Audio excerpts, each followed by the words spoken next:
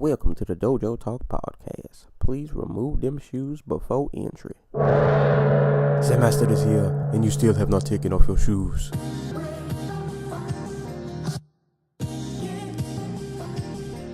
Yeah.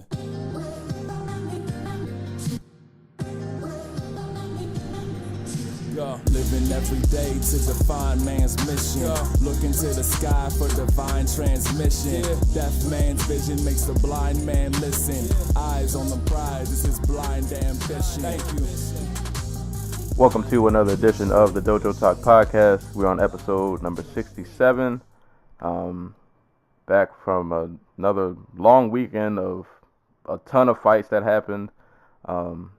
Unfortunately, we could not get the entire gang together. This has been the longest running gag ever, that all four of us can never be in the same spot somehow at one time. So yeah, we don't have Stoges, but we managed to get Joey back. So Joey, what's going on? You know, when you introduce me like that, it sounds like I'm the scab fill-in replacement. Like I'm the short. I've just been trying to figure out. I was so set. We're definitely gonna. All four of us. We're all gonna be. What if we're the same person? we just switch multiple personalities, and we can switch one, or it's like alternate dimensions. I live on the East Coast. I think he lives on the West Coast. So we just flop it. Oh man, I'm glad you're here though. You're fired up. So I'm ready to go, dude. Let's have some fun. Let's talk some fights. Let's talk some interim champion emeritus. Let's do all that good stuff, guys. Oh man. Well, I guess Antarctica, you have all the news and notes because I'm a terrible host and I didn't write any of these things down. So I guess before we plenty of time during the first round of Barroso Volante to write it down. So before we start tearing apart these cards, I'll just let the people know what's been going on this week and all the good happenings and all that good stuff. Right. So it's official. UFC 223 in Brooklyn. We're gonna have Khabib Nurmagomedov and Tony Ferguson face off for the interim lightweight title. I think it's still interim as far as I know. And in the co-main event, we're gonna have Rose Namajunas and Joanna Jędrzejczyk run it back. Should I just blow through all this and we can just choose the bits we want to talk about? Well, because I want to tear into that first one, but I want you to mention everything first, and we'll go back. All right. We'll go back. UFC on Fox 28 has a headliner. It's gonna be Josh Emmett and Jeremy Stevens. The card also picked up Ovin St. Preux versus Ilir Latifi after it had to be pushed back from, I believe, the Fox card that's coming up next week. Yes. At UFC 20 on Fox 29, we're gonna have Justin Gaethje versus Dustin Poirier as the main event. Violence. Curtis Millender, Bellator and LFA veteran, makes his UFC debut against Thiago Alves at UFC Fight Night 126 in Austin. Karolina Kovacevic versus Felice Herrig is set for UFC 223. Chris Cyborg versus Amanda Nunes is being targeted for a UFC card in Brazil. I think it's the Memorial Day weekend card, if I'm not mistaken. So May 9th. I think it said the article said May 9th. May 9th. I think it was UFC Rio 9, and the date was. Oh, okay. Well, look, I don't read Portuguese. So. Memorial Day weekend would be awesome because that's my birthday weekend. So I would appreciate that. Do they still do pay-per-views on Memorial Day weekend?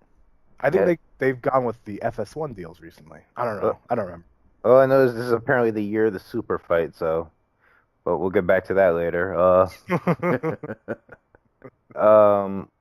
Cynthia Calvillo tested positive for marijuana. She's facing a USADA violation. That's stupid, but it is what it is. Yeah, I thought they did away with that, but I haven't seen anything. Oh no, I think they raised the limit, which means she must have been really high. Free Calvillo. All right. Tenshin Nasukawa has his next fight scheduled. He's going to be fighting a ranked Lumpini fighter, Suakim Sitsorthor Tai. I'm not trying to pronounce that again. He's going to be full Thai rules. going to be February 12th, and it's probably going to be his toughest fight to date. The man he's fighting is ranked, but he was actually a champion at the weight class they're going to be fighting at. So that's going to be awesome. And last but not least, Dana White, in an interview with, I believe, the New York Post yesterday, brought up that CM Punk has a deal left on his fight and that he's willing to give it to him. So it looks like CM Punk will fight again in the year of our Lord 2018. Well, not to pile onto your news, but I also believe he dropped a hint that Brock Lesnar might be. His deal's up in 3 months. Well, I think he said that he did an interview with, I think, TSN, and he mentioned Brock Lesnar and John Jones as guys he expected to fight again this year. He also threw in GSP, which felt like a lie, but, Yeah. What is the lie and what is the truth in this era of the interim, not interim champion emeritus? Oh, Lord. Oh, Nothing makes sense. I'll say quick note, real quick. Didn't we predict Jeremy Stevens and Josh Emmett? I'm pretty sure we predicted that. Yes. I feel like we did. So, and you know what? That's not a bad main event for this Orlando card. They tried to do like 5 different fights, and this was the one that they got, and I think it's a fine main event. They wanted to do, God, I don't remember all of them. I think they wanted to do Till Wonderboy. Then they wanted to do Emmett Ortega. Then they had Branch Romero was also probably going to be a headliner. And then there was another fight, and they ultimately wound up with Stevens Emmett, which is pretty impressive for Jeremy Stevens. So. I'm surprised there was so much backlash for this one. Yeah, I saw that too. Like a lot of people didn't like understand this fight, and I was like, it makes sense. Like Emmett I get it. He just kind of skyrocketed because he just leapfrogged everybody when he knocked out Lamas. But at this point, you can't just go back and start feeding him people that are just like top 25. Like he has to fight a name now. Right, and you have to be aware that what probably would have been a more sensible fight would have been Emmett Elkins, but Elkins and Emmett trained together at Team Alpha Male, so this is the best you're going to get on short notice. So. Right.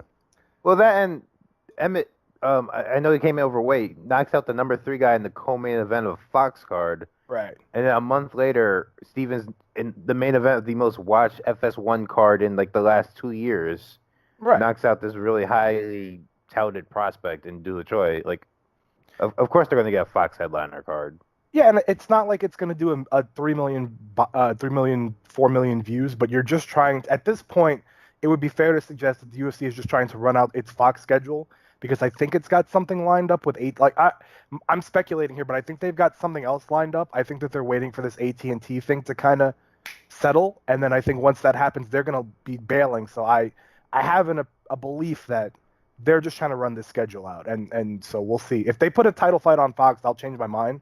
But right now, it just feels like everything is trending towards them potentially getting off of Fox. That makes a lot of sense because I don't think we normally get Fox cards in late February. No, January, February, and then early April. So you're kind of running those out pretty quickly. So you're only going to get about 4 or 5 tops. So yeah.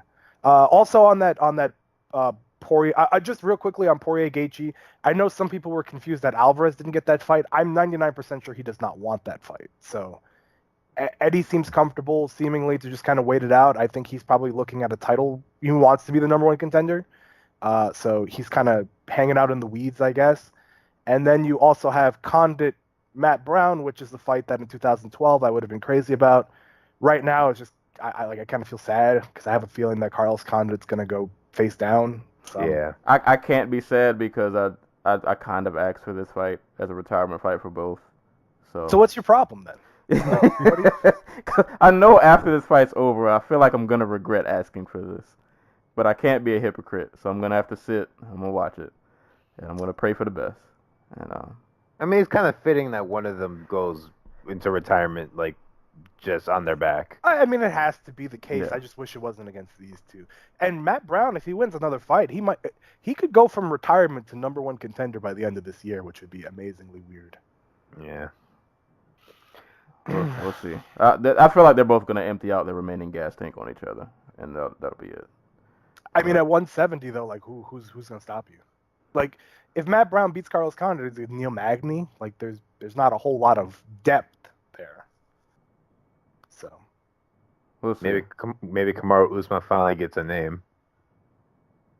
I wish I was on to have discussed that Usman performance. I love Kamaru Usman. I think he's good. I think if you put him against anybody in this division, he wins. You have to be, when the 8-ball is stacked against you, you have to finish guys. You have to be a little bit, Yeah, it was kind of. Well, I mean, according to him, he had a calf injury, but yeah, that fight was kind of. I'm sure he was beat up. I'm sure. It was just kind of Yeah. Also, Darren Till has a new nickname. We have a new contender for the worst nickname of all time. It is the Gorilla. So he is Darren the Gorilla Till. Yes. I thought that was. I'd assume. It doesn't even fit. Like, I don't. He. Look, I didn't nickname the guy. But, where did this come from? And as the only half-white guy here, I cannot defend the nickname. It's not fitting. But his Twitter thing is he's now Darren the Gorilla Till. He says it's because he's bigger than everybody in the division.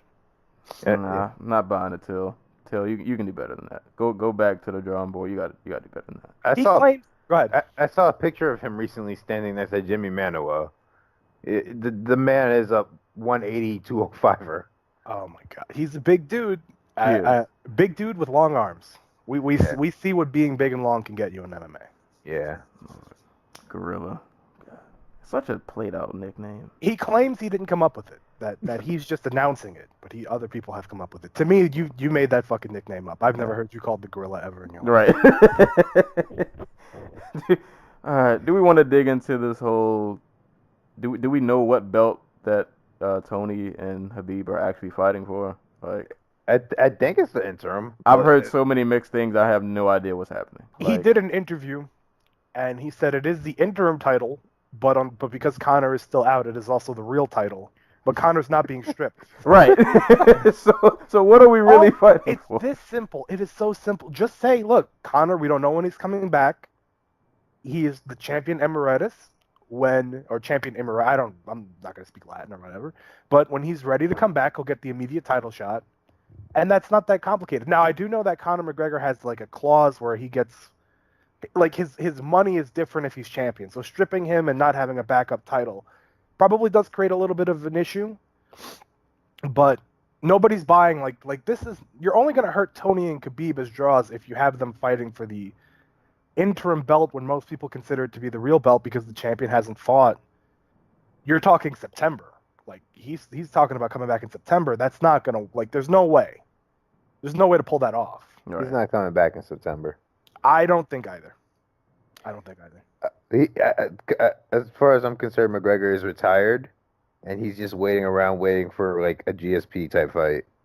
And you know what? Like if that's what you want to do, that's fine. Like I'm not even against that at this point, but it's like you gotta come up off the belt. Like you can go run around and do whatever you want, but do it on your own time. And the problem that I have is, if GSP said, hey, I'm going to come back in November, I would be pretty comfortable in believing that GSP will not do anything to prevent himself from being able to come back in November. Betting on Conor McGregor to not do something outlandish between January and November is absurdly, it's so risky because not that he would ever get into any, I can't even say he would never get into any legal trouble because he was in a bar fight the week he was going to deal with speeding tickets and he's just, you can't predict this guy's behavior to believe he'll come back in November. So this is a guy who got interviewed because he was taking pictures with guns in Ireland. Yeah. He got interviewed by the cops and everything. Right. The dude is, I don't want to say he's spiraling, but it seems that his grip on his self-control is loosening a lot. I don't know how many more referees and commissioners he'll slap. Yeah, exactly. You can't predict, you can't bet on what this. If you told me Conor McGregor was going to fight at the end of the week, I wouldn't be able to know what would happen between Sunday and Saturday. He's unpredictable in a way that makes it hard to count on him going forward. But you have to count on him going forward because he's the biggest money draw in basically all of combat sports. So it's what do you do? I saw a little interesting conspiracy theory that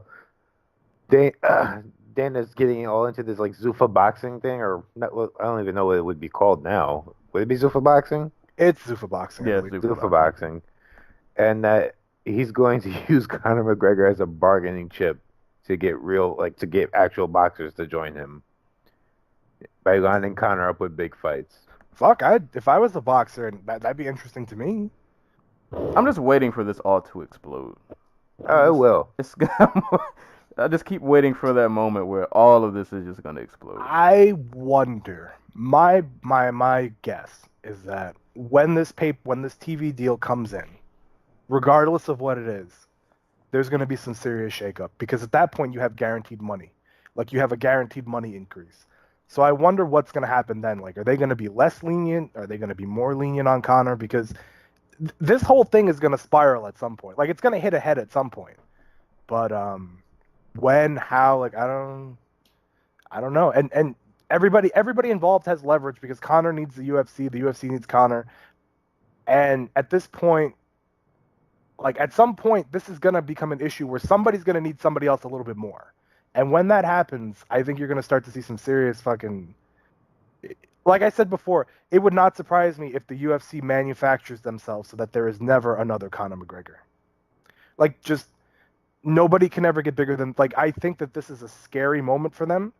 And it reminds me of the WWE when all their stars started to leave, when you had Rock going to Hollywood and Hogan and Austin were gone, and all of a sudden they were left rebuilding. And they found one guy who was really loyal, and nobody ever touched that guy because they always made sure they had these manufactured elements in place to keep everybody in line. So I hate the idea of that, but it wouldn't surprise me if that's the case. Yeah. Yeah, the never-ending, literally the never-ending story. It really is, and it's unfortunate. It's so unfortunate to Khabib and Tony Ferguson because this is the best fight MMA could put on. Full stop. Like this is no fight will ever equal this fight in terms of pure talent.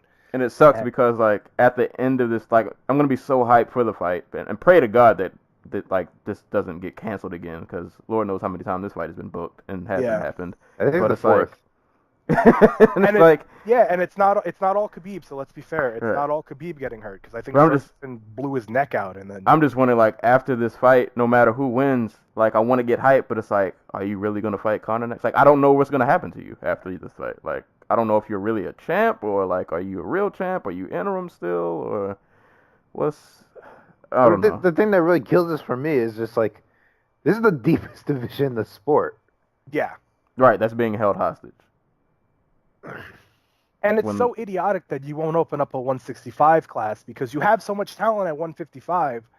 You would think that, look, we got about 10 to 15 fighters who can fight for a title who are backed up. Let's open up 165. Those guys will go up. Some 170ers will come down, and we'll have a new division where we can have these title fights again.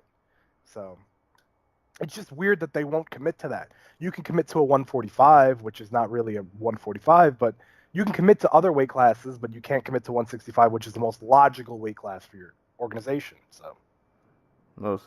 It's everywhere Conor goes, it's just trouble. It's just something wild going on. Yeah, He's literally just a typhoon. Like for better and worse, he's just like a whirlwind of just craziness. I wonder if Arum. If Pacquiao wasn't with Arum, I think they would have made. I really do think they would have made McGregor Pacquiao by now. Oh yeah. But Bob Arum is a no-go for them, and I don't think they'll do business with. I don't think they'll do business with De La Hoya either. Could you do McGregor Zab Judah? Like if you're looking for a fight to make, like if you're looking for a Zuffa boxing, if we had to plan a debut for McGregor, they'd probably give him somebody who has some name value, who's beatable. Malinagi would be a. I don't want to. That'd be the guy. Yeah, but I just can't see that doing any business. Let's not bring that. Oh God, I don't want to. I don't want to see Malinagi on Twitter. Okay, you can see Malinagi McGregor, or you can rewatch Barroso Volante. Which are you doing? I kind of is McGregor going to do the hammer fist 80 times again? Yes. I don't know. That was kind of funny. Like I hated it, but I laughed at the same time. It was just God. Or you could watch the Julia Budd title fight. just gonna leave the sport. This podcast is just gonna be over. That's the final episode. We still have 2 cards to cover. Like this is absurd. Let's jump into those. Connor's caused enough trouble already. God. I don't know. But last night, God, we had Bellator and UFC and boxing, but I guess we'll start with UFC first. So UFC 220 went down yesterday in Boston, Massachusetts, headlined by Stipe Miocic and Francis Ngannou, and Stipe went for his historic 3rd title defense, and this was a really bizarre fight for me to watch. Before we hop into this, I want to just bring something up. Do you guys remember watching what was it, Velasquez, Junior Dos Santos 3? Yeah. Yeah. Do you remember how you felt? Like, I felt terrible. I felt yeah. Yeah. At one point, it dawned on me. Oh yeah, this is heavyweight MMA. That's what this fight felt like to me. I don't know. You know what it was? I think JDS Kane 3. I was just like, why aren't they stopping this? Like that was my main concern because this fight was just like after the 3rd. Like I rewatched the fight this morning. After the 3rd round, it was a whole lot of nothing. So it's like. It is totally heavyweight MMA, but JDS Kane, I was genuinely concerned for somebody's long. This fight didn't make me feel that bad, only because like I think I had more personal attachment to the JDS and Kane, because like JDS is probably like my favorite heavyweight ever. So like that fight for me was just like, can we just not do this? Can we stop, please? Can somebody get this man out of here? I'm talking about just this being like a slap in the face reminder that heavyweight MMA. Still kind of looks like this. Yeah. I watched that fight this morning, and the first thought I had was, why couldn't Kane just fucking stay healthy? Because it's like he would have gotten Ngannou out of there pretty quickly. Probably in the 3rd round he would have gotten Ngannou out of there. And he probably would have gotten Miocic out of there pretty quickly too, because he's just he's so good when he's healthy. And it just never. We'll never see Cain Velasquez again. Granted, we can question. I think every fighter who wasn't in the testing era has to be questioned in some respects. But he was just such a freak animal. Like I watched that fight this morning and I was like, Stipe is the best heavyweight ever, but he's the best heavyweight ever with a caveat because the guy who probably should have been the best heavyweight ever just has no knees and no back. Oh, we'll see. He posted a picture of himself at the Performance Institute. He looks photoshopping that picture. Maybe because you haven't seen him so long. Right. It's like Bigfoot walking outside. He was either photoshopped or there was a cane that we didn't see that was off to the left in the picture that was just like that was like holding him up. It could have been Glenn Jacobs. It could have been It could have been Kane himself. I hope he is better though, man. Like I really want to see this guy fight again. But he's so good. He's so good, and Verdum also kind of looked better last night as well because he beat Kane, and it's like I think they're gonna do Verdum Stipe. We can talk about that, I guess, in the future. They're gonna do that again. I wonder if Verdum has a shot. I don't want. I'll save that for after this. I don't care to see that fight again, to be honest. But well, it's gonna tie into something that I'm gonna try to tie it into. I'm gonna try to actually do some thought processing tonight. But I guess to go over this fight for anybody who didn't see it. So, I mean, first round, of course, both fighters are fresh. So, leather is being thrown. Francis, I think he started off the fight with like a head kick. And then he kind of stalked Stipe a bit. He was landing some good shots. Stipe was going for takedowns, and Francis was kind of doing just Ngannou things where he's just absurdly strong, and I think he shrugged a few off, but towards, I think like that last minute, he got taken down. Mm-hmm. And then, like the first round was pretty awesome, and then it was around the second round where it was like, oh, kind of like you said, this is heavyweight MMA, where like, I mean, Stipe is a little tired. Francis is completely just like, I don't know if it was like adrenaline dump, or if it was just him going for the kill in the first and he didn't get it and all of his energy was gone. But yeah, he was just completely just the health bar went down to 0 after the first round, and at that point, the fight for me it got really weird to watch because I felt like, and I'm not even gonna do a round by round breakdown. Like it felt like after the first, I almost felt like Stipe could have finished his fight anytime he wanted, but like for some reason he didn't. Like I think he was tired. But it was like clearly he had more energy out of the two, and I was thinking for a second like, well maybe Ngannou had a like adrenaline dump, and like he'll take this round off because he's just probably really tired, and maybe he'll get like a second win in the third. Second win never happened. Like he had a moment I think in the third where, and I will give Ngannou credit to this. Like even when Ngannou is gassed, even his gas punches hurt. Like because he rocked Stipe in the third with a right hand that still backed him up, and you could tell like Ngannou still had nothing left, but. Even when he's gassed, he's still incredibly strong. I mean, in the 5th round, he's exhausted. He throws a flying knee, so it's like right. There's really so much talent and potential in this guy for someone who, you've heard it pretty much nonstop. 4 years in the sport, so yeah, insane talent package. You were reminded this was a heavyweight fight. Like after a while, both dudes were gassed. There were stretches of this fight literally where like, it was one sequence where Stipe had got him against the cage, I think. He tried to get a takedown, it didn't work. And then, like a few seconds later, he dragged him to the ground, and he was literally just laying on top of him. Like there was a stretch where they both just took a nap, and nobody was doing anything. And I was so pissed at did Herb referee this fight? Yeah, Herb had a horrible night too. He did, man. Seems to be like a consistent pattern for Herb Dean these days. Man, he had a horrible night. I was like, where's the stand? Like, neither one of them. They're just, like, Stipe's literally just laying on him, making him carry weight. Francis is just completely gassed. He can't do anything. And Herb is looking at them like he wants to do something. I'm like, Herb, just stand them up, Herb. They're not, nobody's moving. It's going to wind up back in that same spot anyways, probably, but at least give him a shot. Right. At the 5th round, you knew we were in peak jiggly weight division when peak jiggly weight, because they clinched against the fence, and it was like they made a mutual agreement to just stay there. Like they made like, just to make sure we don't get separated, I'm gonna switch every once in a while, and then you'll take the fence, and then I'll take the fence, and then we'll just chill. Right. So, and it was like, I wonder, like, does Francis just punch that hard that it took that much out of Stipe? Because he was. Yeah, I mean, Stipe's eye was exploded after because it's crazy how gassed he was. Considered, I mean, he 8 shots in the first, but that was like the only round where he ate like significant damage. And it's like, were the hits that hard that he was that tired for the rest of the fight? Because I kept waiting for the moment where like he would drag Ngannou down, and I'm like, all right, maybe he'll just go for a rear naked choke.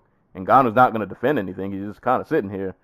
Go for a choke or just have one explosion, you probably can finish the fight. And I mean, that's the difference, I think, between, just to punch your argument home, that's probably the difference between Kane and Stipe, was that Velasquez probably would have finished him against the fence just about any time he was there.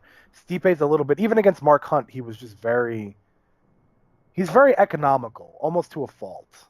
Yeah. And then in the 4th round, he had to, like, just finish the fight. Like I would say, at least in the Hunt fight, I felt like there were moments where like he was going for it, because like there was a moment where it was almost uncomfortable to watch, like how much he was. No, I don't disagree with that. I don't disagree with that idea. But in this fight, it was just like, no, it was weird. This fight, and we'll get to it later. This fight and the Lima Rory fight were they were both kind of similar almost, and that just, I don't know. There was some bad fight IQ on display last night. In more than a few fights, I think, across both brands. So it was weird. It was weird. But I mean, I guess all in all, I mean, Stipe at this point, I'd feel comfortable in calling him. He's probably the heavyweight GOAT. Mm-hmm. I mean, yeah, he got tagged a lot in the first. It was not the most eye-pleasing fight after the first round, but dude, he stood in there with a Titan. He eached out. I can't say eached out. He pretty much dominated the fight, even though it wasn't exciting to watch. But he survived the onslaught and just managed to win the rest of the fight. And then for Ngannou, probably a pretty humbling loss, but maybe a loss that was needed. Bring you back down to earth. Realize you still have things you need to work on, things you need to get better at. Yeah, I don't know, man. I give Stipe props for surviving that first round, because he did eat some hard shots. He ate an uppercut that I think probably would have killed a lot of other people. And props to Ngannou too, because they both ate some heavy shots, and Ngannou I think at least showed that he does has a chin. He can dish it and he can take it.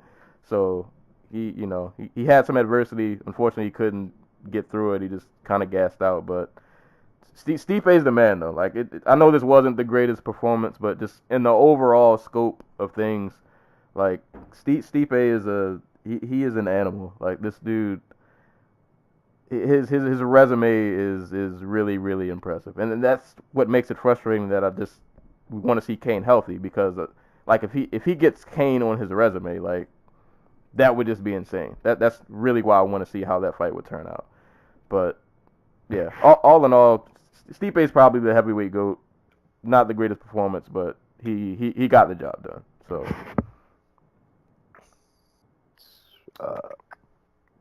So the one thing during the fight because I was actually listening to it. I don't normally listen to the commentary, but Rogan kept harping on the fact that Ngannou didn't know what to do when he was on his back.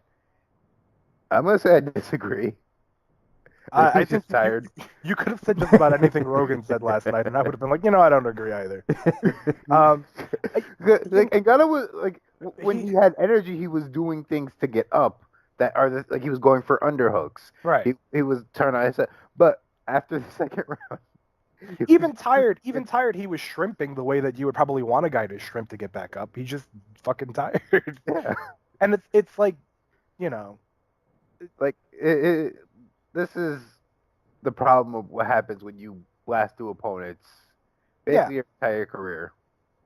That's why I've always been really high on Brian Ortega, because I've seen Ortega go through bad moments. So I think that's more of an indictment of your skills than if you KO everybody in the first round. So like when people were like, oh well, Ortega was losing, you hear it all the time with Brian Ortega that he's losing every round. I've seen him struggle and I've seen him adapt, and I think that's very important. And I think that Ngannou is going to get better because he had to struggle, and in some cases he did adapt. I think the first round he came out, whatever the game plan was, he didn't execute it, because after the first round there was panic in his corner like right away. So I don't know if he just got nervous because it's a big fight. It's his first ever main event pay-per-view. So I don't know what the game plan was, but he didn't do it. And then after that, it was like, you got nothing left. I think because the very first, like Mike said, the very first thing he did was throw that head kick. I think the game plan was to get Stipe to stand up straight. Might have been. Just try and get rid of, threaten him with, and he was throwing that uppercut too. They knew he was going to duck down. They had that pretty much scouted, but Stipe had the uppercut pretty much figured out. I would have liked to have seen knees. I think that would have been the difference. Or not the difference, but it would have helped his cause. Yeah. So I have a question to you guys. International Fight Week, July. There probably is. Do you think that they have a main event in mind? They probably have to, right? This organization? Past 2 years, I haven't seen much. I love the UFC, but I haven't seen much long-term planning. They had some. I remember because last year they were talking about somebody for it was Jones. Yeah. Okay. Last year it was supposed to be Jones. All right. So do you think? And it was around this time that they were talking about it already. I have no idea who they could possibly have in mind this year, because all their biggest stars seem to be not competing right now. Not fighting. So reason I ask, Stipe on his own, there's a lot of people who feel like Stipe and the UFC, they don't. I don't think they get along. I don't think they really. Oh no, they clearly don't. Did you see you saw the belt thing, right? Yeah. I don't think they like one another. But I also don't think Stipe Stipe by his own admission does not like to do press. He does not like to do PR, and he doesn't like to do promotion. So it's like they clearly have two issues with one another. Could they rely on Stipe Miocic to headline International Fight Week? I mean, they might have to. I mean, I probably. Well, I mean, they could do. You could push Cyborg Nunes into July. But would they trust than No. to headline International Fight Week. No, you're probably right. You could do Mighty Mouse. Dillashaw. And well, going into our next fight, maybe they do Stipe DC. Cormier Maybe- said he does. Cormier said he's not up for that. I believe he made that very clear. The reason, like, Stipe as a draw just hasn't been he hasn't been a big draw. If you look at I make this comment all the time. UFC 211 should have done a lot better than what it did. That was a loaded card headlined by two big heavyweights, and JDS has been a draw in the past. So that didn't do big numbers. When he was in Cleveland, the Cleveland show had CM Punk, so it was like the CM Punk show. And UFC 198 was in the big stadium. It had Shogun, Cyborg, Maia, Jacare, Vitor, like a bunch of big Brazilian names, and it did terribly. So I he might be the only option to headline International Fight Week, but I don't know if they trust one another to do that. And so, that's what I was going to ask. Do you think Kane Stipe is big enough to headline International Fight Week? Can you trust Kane to make it I feel like that headliner brings a heap of issues because, all right, you have to count on Stipe to promote and do that's a lot of press to do for International Fight Week. Right. And then we have to worry about, is Kane gonna make this walk? Because and that's during International Fight Week. That is not a week you want to have your main event get canceled or again. the good thing with Kane is he gets injured pretty far out from the card. So he'll have time to recover before. So they'll have time to find somebody else. Right. Verdum they might bring up Verdum against Walt Harris again just to keep Verdum loose and ready to go in case there's an issue. How ironic, by the way, that the guy who the UFC probably is most relying on to stop this Stipe Miocic reign is a CAA guy who previously tried to, I think, make an organization, he was a part of the association, wasn't he? It's the MMA, yeah. One too many A's, I think. Yeah. Oh man. I don't know. I just wonder about International Fight Week now because it seems like the schedule's getting mapped out, and I can't see what they do for July. You know. I think they're going to put all their money on trying to force Cormier's hand. Think so. Yeah. Well, I guess, or they can hope for good news on Jones, but you're not going to probably get any good news on Jones that's this year. Yeah. Wow.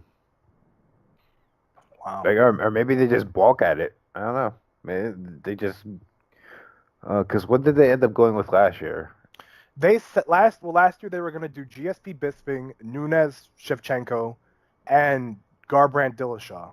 They lost two of those, so they brought in Whitaker Romero. By the way, did we discuss Robert Whitaker? Last week. I know, but I mean, have you heard what happened? No, what happened? Whitaker has a staph infection that apparently got into his organs. Oh. Yeah, so that was what Dana had said last night. That's why everybody's been so hush-hush, is that it's apparently a bad staph infection that got mistreated. And yeah, so he said eating at organs. And when I heard that, I'm like, well, Yoel Romero was about to become the official affiliate. Yeah. He's been the official champion, just uncrowned, but now he's going to be the official. But so he's probably gonna be sidelined for. Well, how long did it take? Who was it who got was it Gillard or Eastman who got that staph infection that was similar to that? They were gone for a while too. Jesus. Don't Google that. Don't Google that picture. I'm not. Okay. Yeah. So you don't have Whitaker for International Fight Week. TJ sounds like the only thing I can really think of. Yeah, it's probably that. I feel like you can count on both of those dudes to. Maybe they just try to load it up with 3 title fights by people who just aren't draws. You could do that. Who would it be? So it'd be you throw the super fight, TJ DJ, I don't know, Nico Montano, and somebody else. Can't do Paige Van Zandt. Nah. You could do Paige Van Zandt if you don't care. If you don't give a shit. Womp womp. You could just try. You could trot her out and just be like, "Yeah, she won her last fight. Were you watching?" Right. They're just gonna show that switch kick highlight over and over again, and the back fist that broke her arm. Oh man. What about What about Nate and Tyron? Nate Diaz. Can you suck it up to put him in there for International Fight Week? I think at this point they're just not doing it on principle. Probably. No, they might do Tyron Till.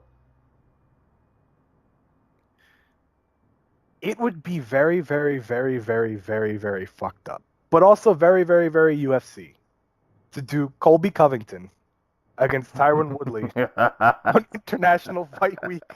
Have they ever done an American versus an American as the headline for Fight Week? International Fight Week.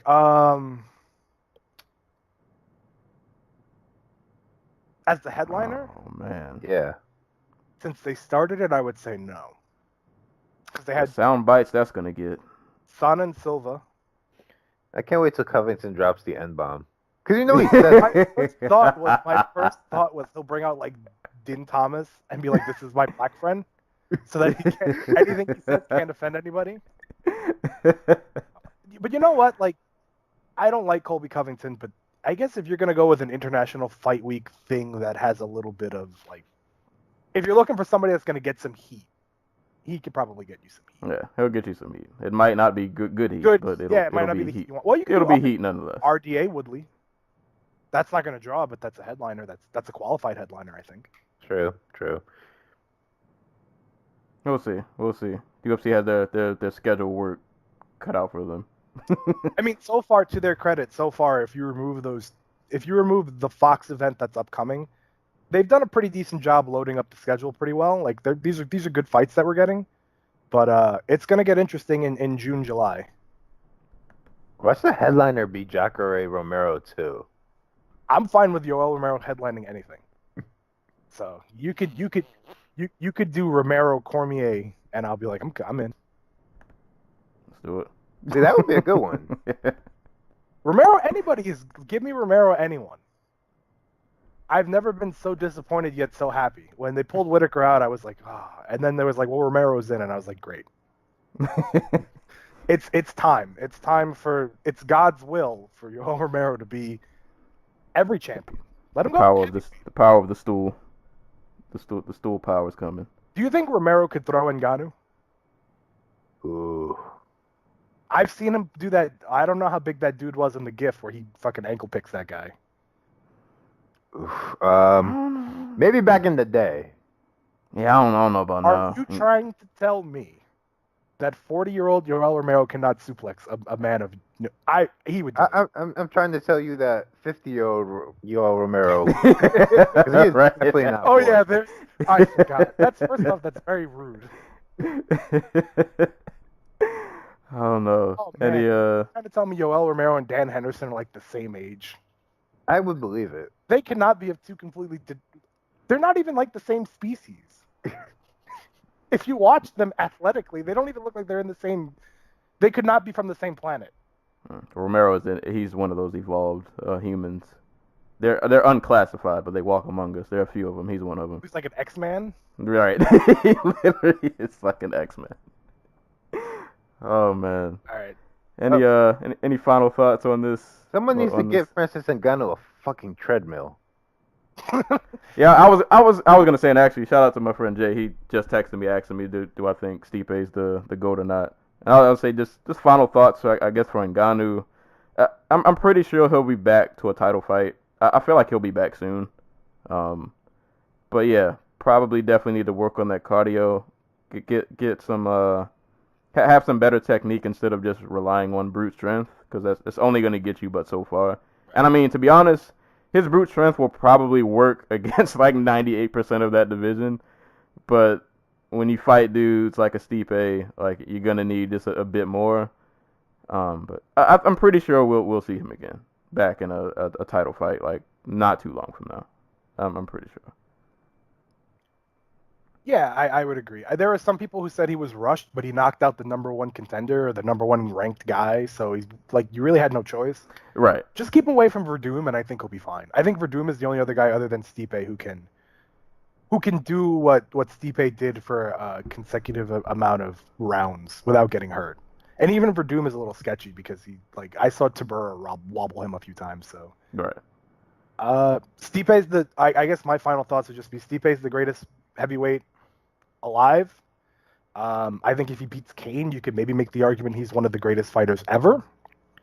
And other than that, Ngannou, I don't even know if a treadmill would help. Like, I don't know if a man that big, just a guy that big having a cardio issue is not surprising. It should almost be expected.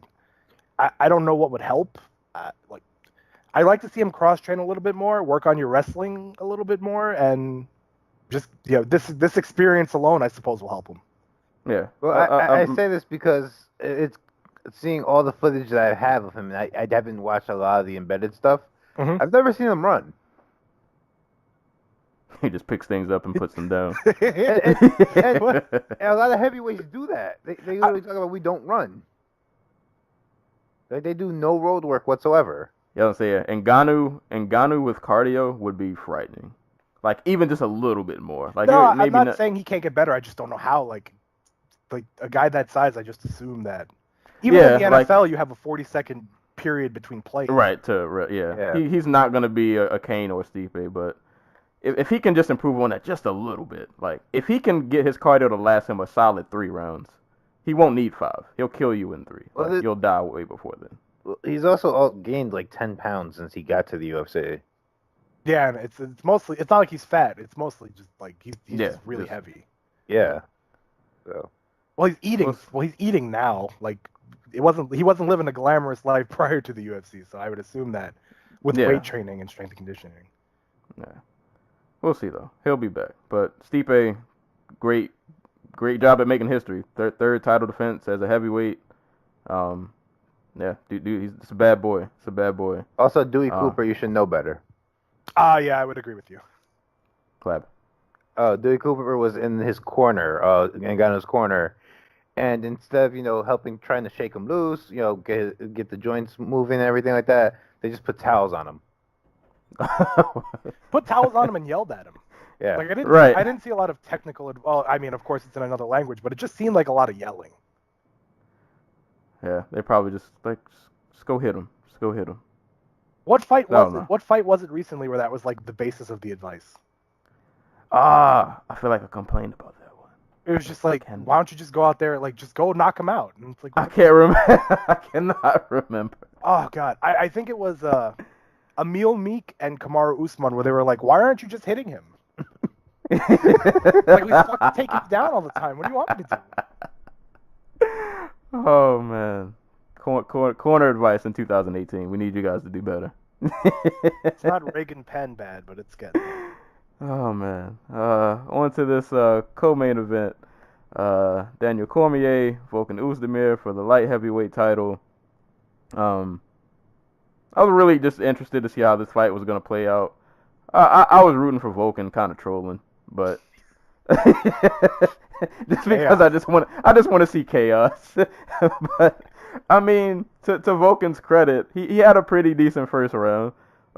He came out, he started really fast. He was kind of throwing leather. He caught Cormier with a few good shots. But kind of feel like, well, not to the extent of the main event. But I feel like there was a point towards like the end of the first where like, I mean, he wasn't like completely gassed, but I felt like he just kind of slowed down just a little bit. And then, yeah, by the end, by like that last minute, maybe even a little more, like Cormier just started to turn it up. And I mean, props to Volkan for surviving because he ate some combinations. He got rocked a few times.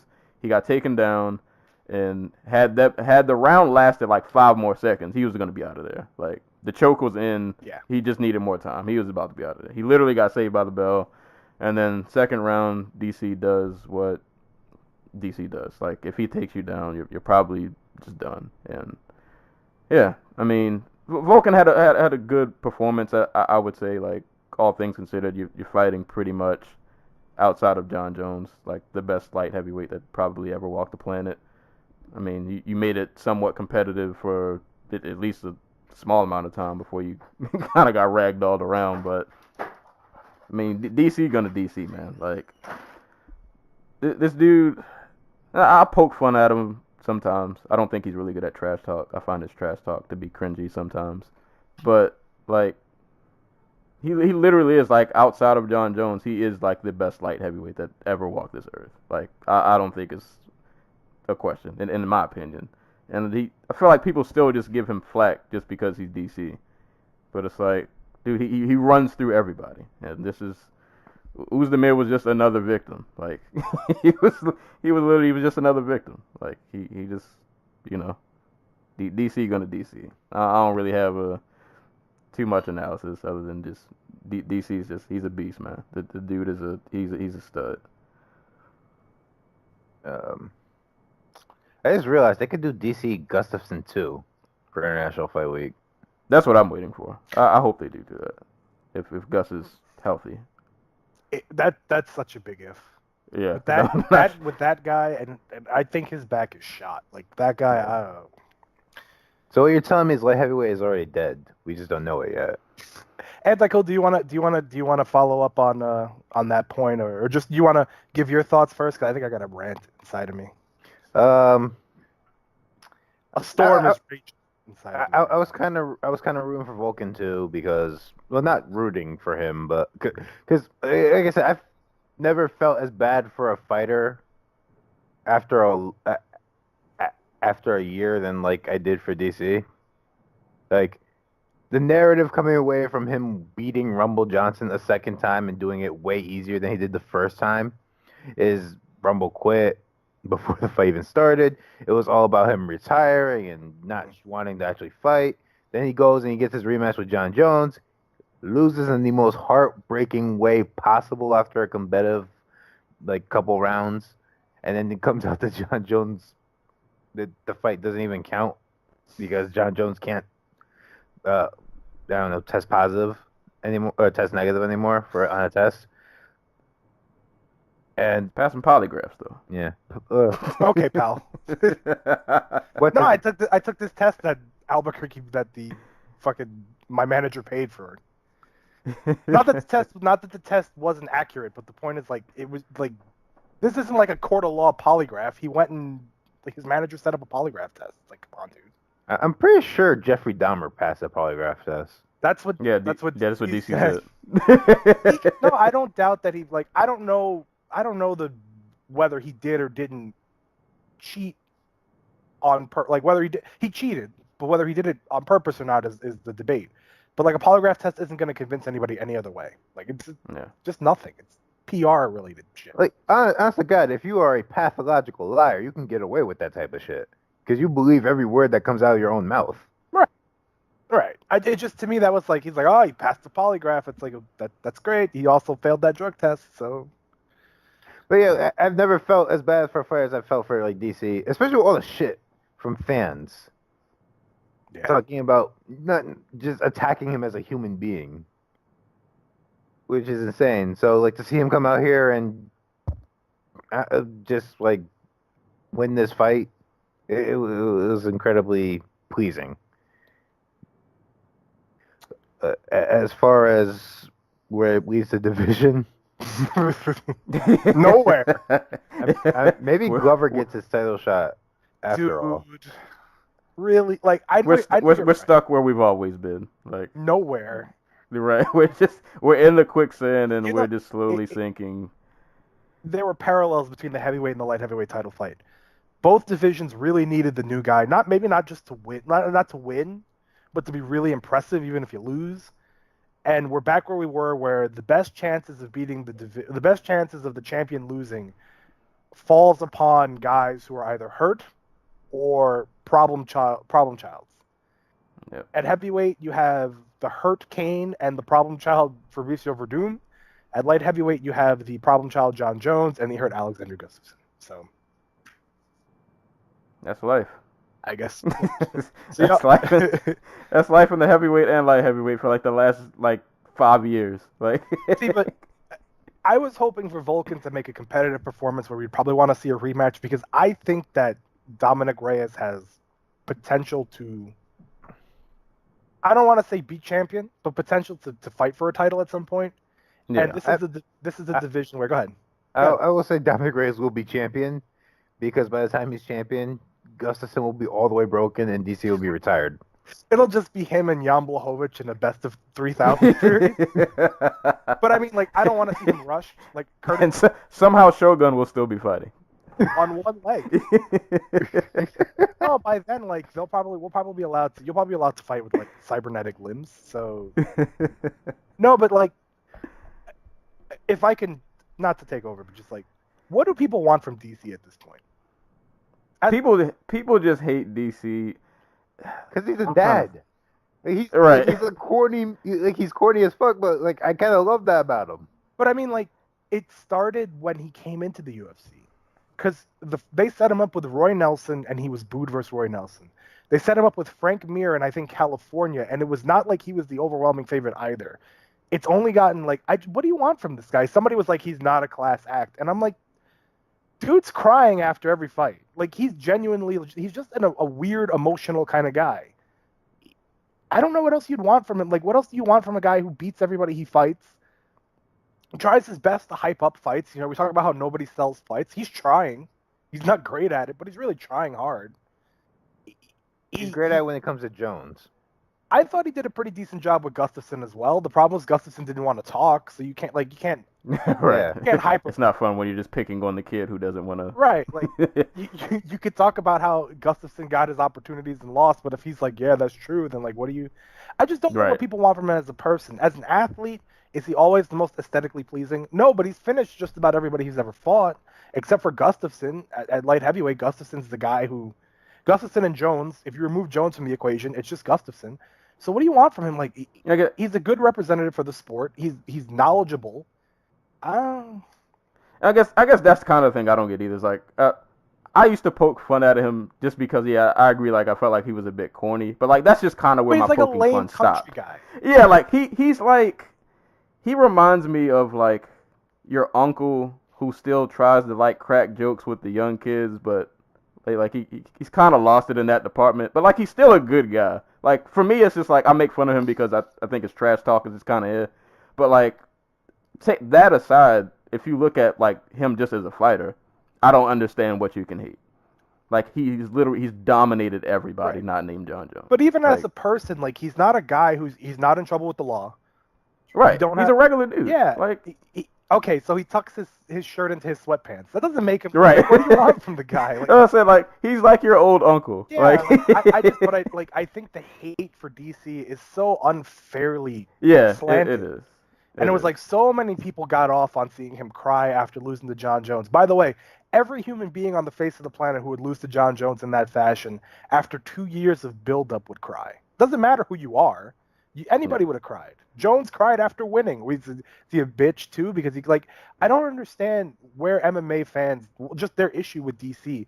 At some point, it's got to stop. We need to accept that this guy, we're going to miss him when he's gone. I think that's the best way to put it. When DC retires, we're going to miss him. And we're going to wish we appreciated him a little bit better.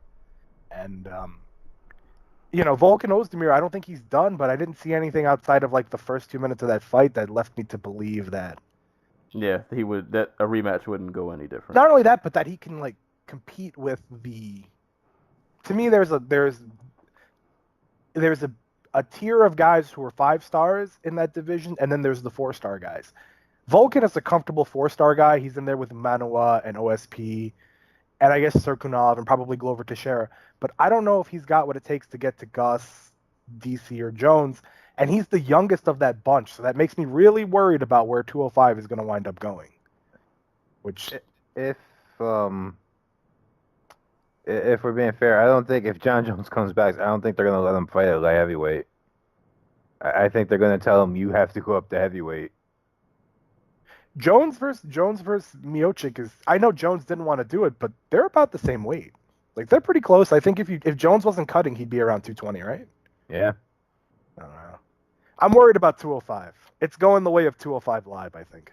We're going to be in deep. Not to get on a sidetrack, because I don't watch Tough. Why have they not done a Tough 205 yet? They did. They did. It was terrible. It gave us Khalil Roundtree and... oh, that's where he came from? Yeah, Khalil Roundtree and was it Andrew Sanchez?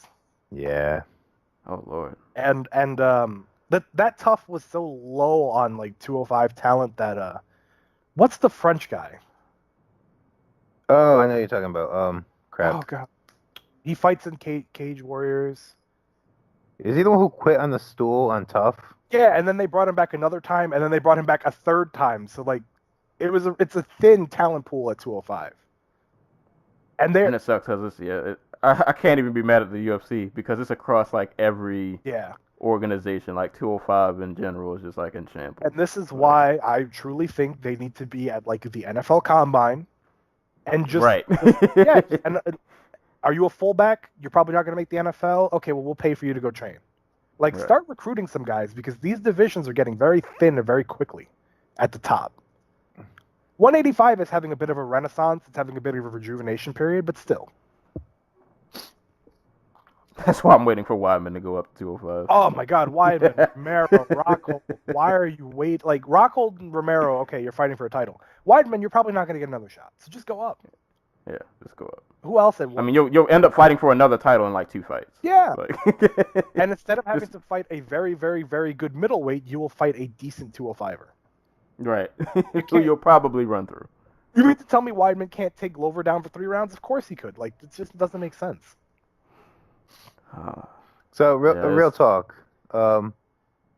Since John Jones is suspended, and we don't know what's the deal with Gus, who has the better light heavyweight division, Bellator or the UFC?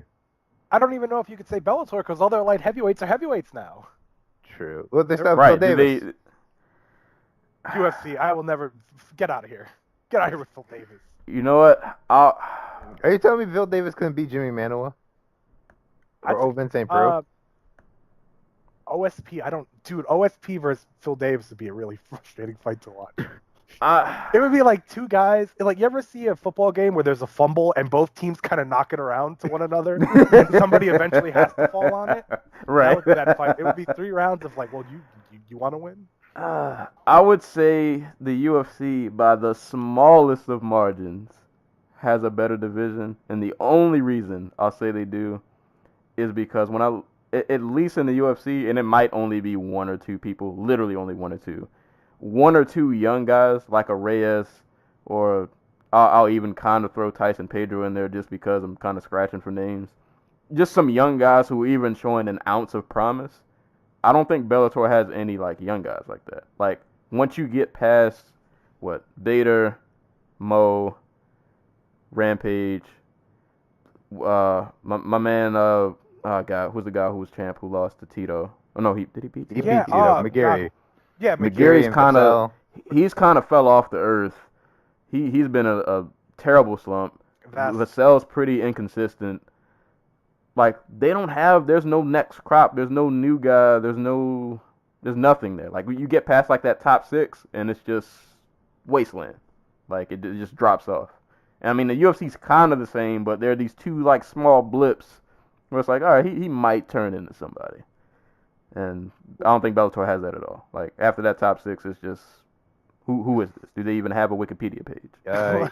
It's probably Jared Trice. Who is literally a doughboy.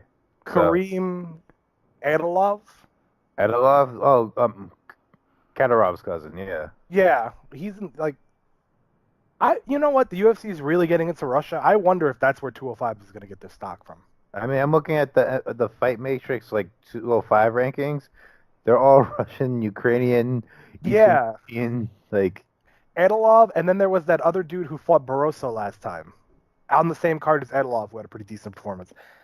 205 might be what heavyweight was for boxing from 2006 to like 2014, where it really is just all Eastern European big clunky guys. That's gonna be terrible. Sorry. Dominic Reyes, you better protect him and build him. Right. Reyes, the future. We're really all depending on you. Like, yeah, no pressure, dude. You just gotta no pressure. You just gotta save this division. We know DC's not gonna. He only got but so much time left. We He's can't talking about count on retiring Jones this year too. Yeah. So this year, Lord. so we're steps away from OSP. OSP Ilir Latifi is the #1 contender fight. No pressure, Reyes, but we need you to save the division. I would not like be mad if Ilir Latifi. It would be a joke. Like people would be upset about it, but like Latifi seems like the sort of guy you can root for. He's a nice guy. If they let him walk to the cage on an elephant, I would be so happy. If you were drawing in a comic book, like if you were you didn't know MMA, Ilir Latifi versus Yoel Romero would be like that's the fight you make up in your mind. Like this stocky looking dude who looks like he comes out of the circus against this ultra athletic cartoon figure. If this was the 80s, I would print money. Oh my God, those two guys are drawing it. Like you put those two guys in Memphis with like Jerry Lawler, and that's nothing but like Hogan versus Yoel Romero would make so much money. They would still be printing money. Hogan wouldn't even fight Gawker. He'd be so rich he'd never have to sue anybody. Oh God. I'm trying to think of two of. I think Edilov is probably because I think we can agree that Serkunov's hype is kaput. So probably Kareem Edilov. We'll see. I think you're right though. We'll. I don't want to see the press. People will miss DC when he's gone. Not only just because of like what he had brought to the game, but like that's an immense talent that's just gonna leave us one day, and it's just not gonna be here. It's a shame he got here like 5 to 10 years too late. Right. And when he leaves, we'll be stuck watching just Shogun probably fight for a title somehow. Like that'll probably be a thing. Poor Shogun. Shogun is still the best counterpuncher in the light. It's just a shame about everything else. Yeah. Oh God. Yeah. Oh, let's go to the next fight. I can't talk about 205 anymore. It's gonna start getting really depressing. There's not much left to talk about. Right. Well, no, I mean there was Burgos Qatar was an amazingly good fight. I meant 205. I meant 205. Yeah. I'm not going to be on next. Well, there's no OSP. Latifi got moved. Yeah. Oh, Yeah. man. Sam Alvey might be a top 10 light heavyweight. Now we definitely have to move on. I'm like creating a list in my head of guys who can go up. I think there are guys at 170 who could go up and be competitive at 205. Oh man, that's a scary thought. Darren Till, if you really want to prove your worth, go save 205. Go be the gorilla. Is Calvin's last name Qatar? I don't know how to pronounce it. I thought it was Cater until they started calling him Qatar. Yeah, I heard everybody butcher the name, and I don't know who to trust. I'm gonna say Qatar. I apologize if I'm wrong, but just call him Calvin KO because that's what he did. Yeah, this was an awesome fight. Calvin Qatar, Shane Burgos. Calvin this was just a nice fight where two dudes just stood in the pocket, and it wasn't like a wild like slugfest. Like they stood in the pocket and traded, but it wasn't like just flailing arms or anything. Like Calvin was working that jab like crazy, throwing combinations. I felt like Burgos like the whole fight, like he was there, but I felt like he was always like one step behind, kind of, sort of. Like his volume wasn't as much as I thought it would be, and it just felt like he was always lagging just a little bit behind. And then, but yeah, they both traded really good shots. It was a really good fight, literally all the way until that last sequence, which, Jesus Christ, that finish was perfect uppercut. Yeah. Oh my God. So I think it started with didn't it start with a right hand first? I think because he tagged him with something first before that uppercut. Right hand behind the ear got him all loopy. Yeah, right hand he like stumbled him, and then like he stepped back, and Burgos just kind of stumbled forward and just walked into an uppercut that just would have killed anybody. And he was still kind of like there too, which was crazy. Right. He ate the uppercut. He's still trying to I felt like he was like half conscious, like I kind of know what's going on, but I'm like in survival mode. And then he just proceeds to eat a barrage of punches after that, and like his head is turned around. And yeah, I'm not gonna complain about the stoppage only because like I felt like his head bounced when he hit the ground. Mm-hmm. Like, yeah. So. But that finishing sequence was beautiful. But this was a really, really, really good competitive fight. Two dudes who really just stood, traded, both had their moments. But I just think Qatar worked the jab more, was a bit more active with output, and this uppercuts just seemed to be money. And yeah, man. But this was the fight like outside of the main and the co-main, like this is a fight you definitely should watch if you didn't get a chance to check it out. This is the most painful loss since I saw Tim Elliott beat the ever-living crap out Luis Galdino. I like all the Tiger Showman dudes. I'm always gonna root for them. Historic bias, whatever. This is a prime example why you just don't walk into somebody's jab like repeatedly, over and over and over again. Because what right hand is like right hands and hooks is it's a little different. Power shots, people can throw themselves out of balance. They can have trouble falling up. With a jab, like they learn so much and they put themselves in a position to land with so much power.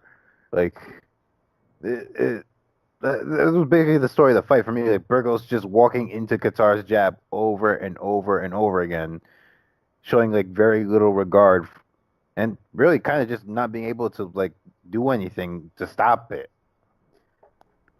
Do the only fights at one speed and fights in one direction. That's moving forward. So Yeah. Yep. Just Well- punches and bunches. Pretty much. Yeah, like it's like with a guy with a heavy lead leg. If they're gonna give it to you, take it. Qatar just took the fact that Burgos is a guy who he's gonna march forward. His chin is gonna be out. He's gonna give you to create offense for himself. And Qatar was like, "I'll just jab you and get out of the way, jab and get out of the way." And he was putting combinations together. And Burgos moves well. He can fight going backward. He can fight going forward. But like every time there was a combination, it was like he had to mentally reset. So there was like a reset period. He's marching forward, jab, combination, reset. Second round, it looked like Burgos he made the adjustments necessary to get inside. He was taking less jabs. He was moving his head a little bit better. And he was going to the body too. And you could see that Qatar was beginning to feel those. And then I think Qatar might have got his nose broken at one point as well. Third round is basically, it started quickly. So I haven't rewatched the fight, so I don't know if there was a major exchange before that. But it just kind of felt like they came out and Qatar landed the jab and then the overhand to the back of the head, then the uppercut, and then I know some people didn't like the stoppage, but dude was stumbling around after he got up. Yeah. So yeah, I thought it was a fine stoppage. This fight is kind of one of those reasons why MMA is in a weird spot. Shane Burgos has everything you'd want a guy to have to be a star. He's exciting. He looks different. He's kind of a weird looking guy. His fight style is different. You can really get behind him. I don't know if it's the nebulous, the youth of MMA that makes it like this, but it's like Burgos is a guy who you'd really want to see.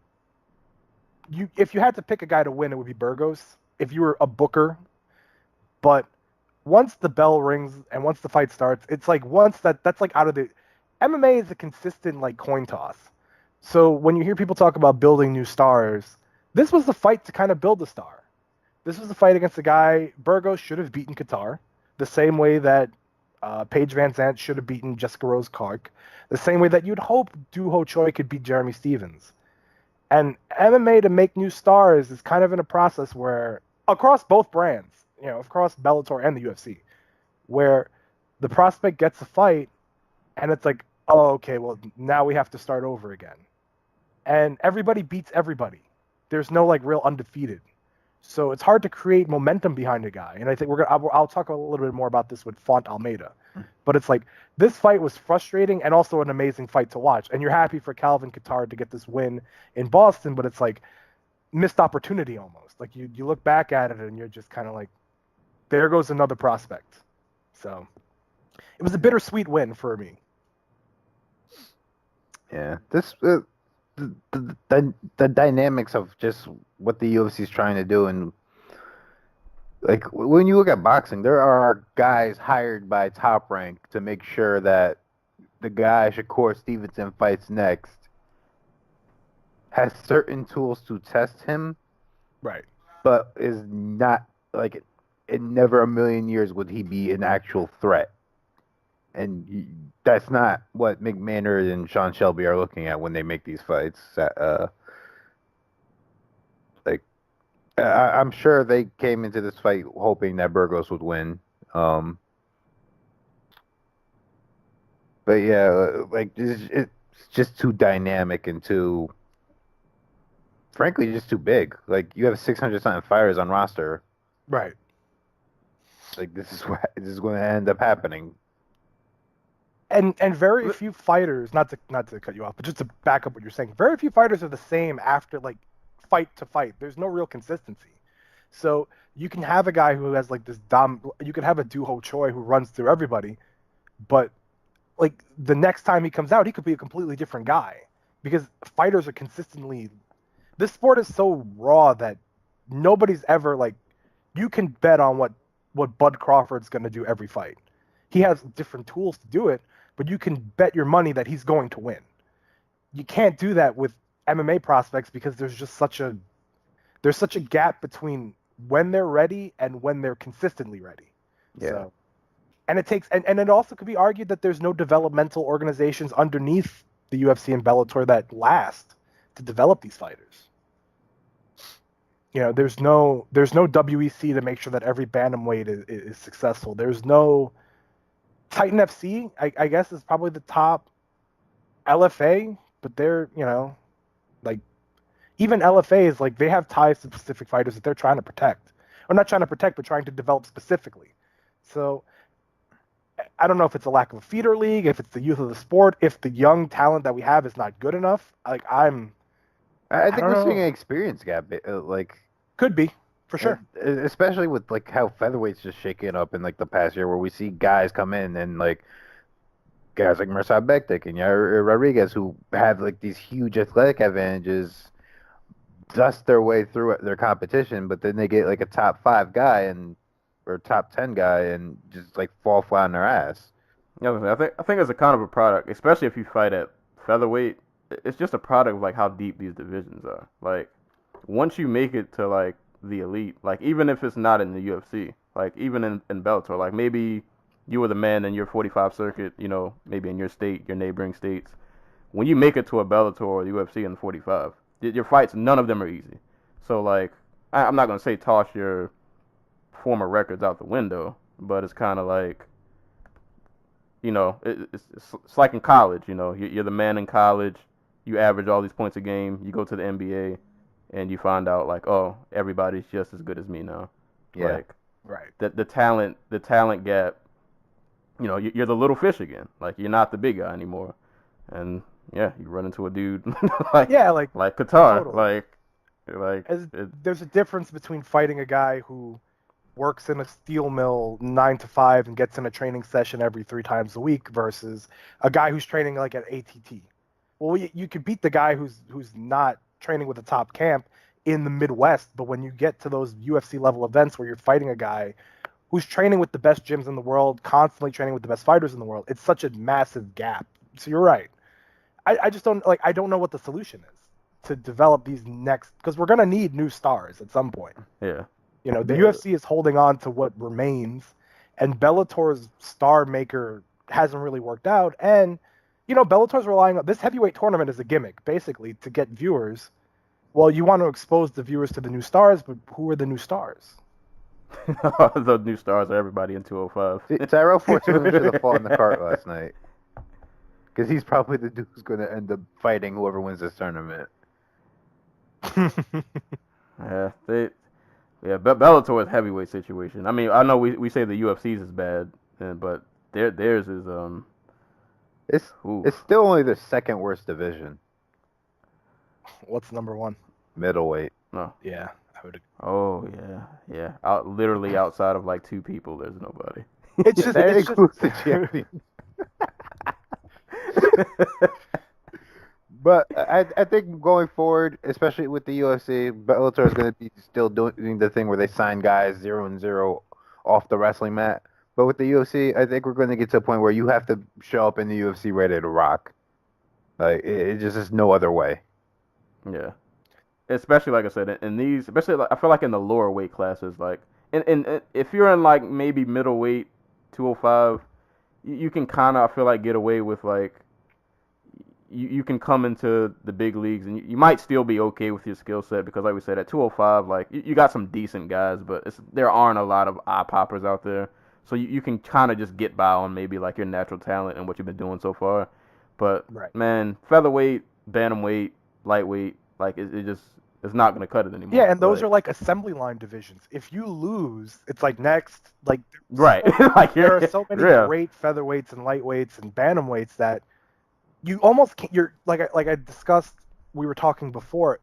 You can't, if you're a prospect in those divisions, you just can't lose. And like case in point, I guess.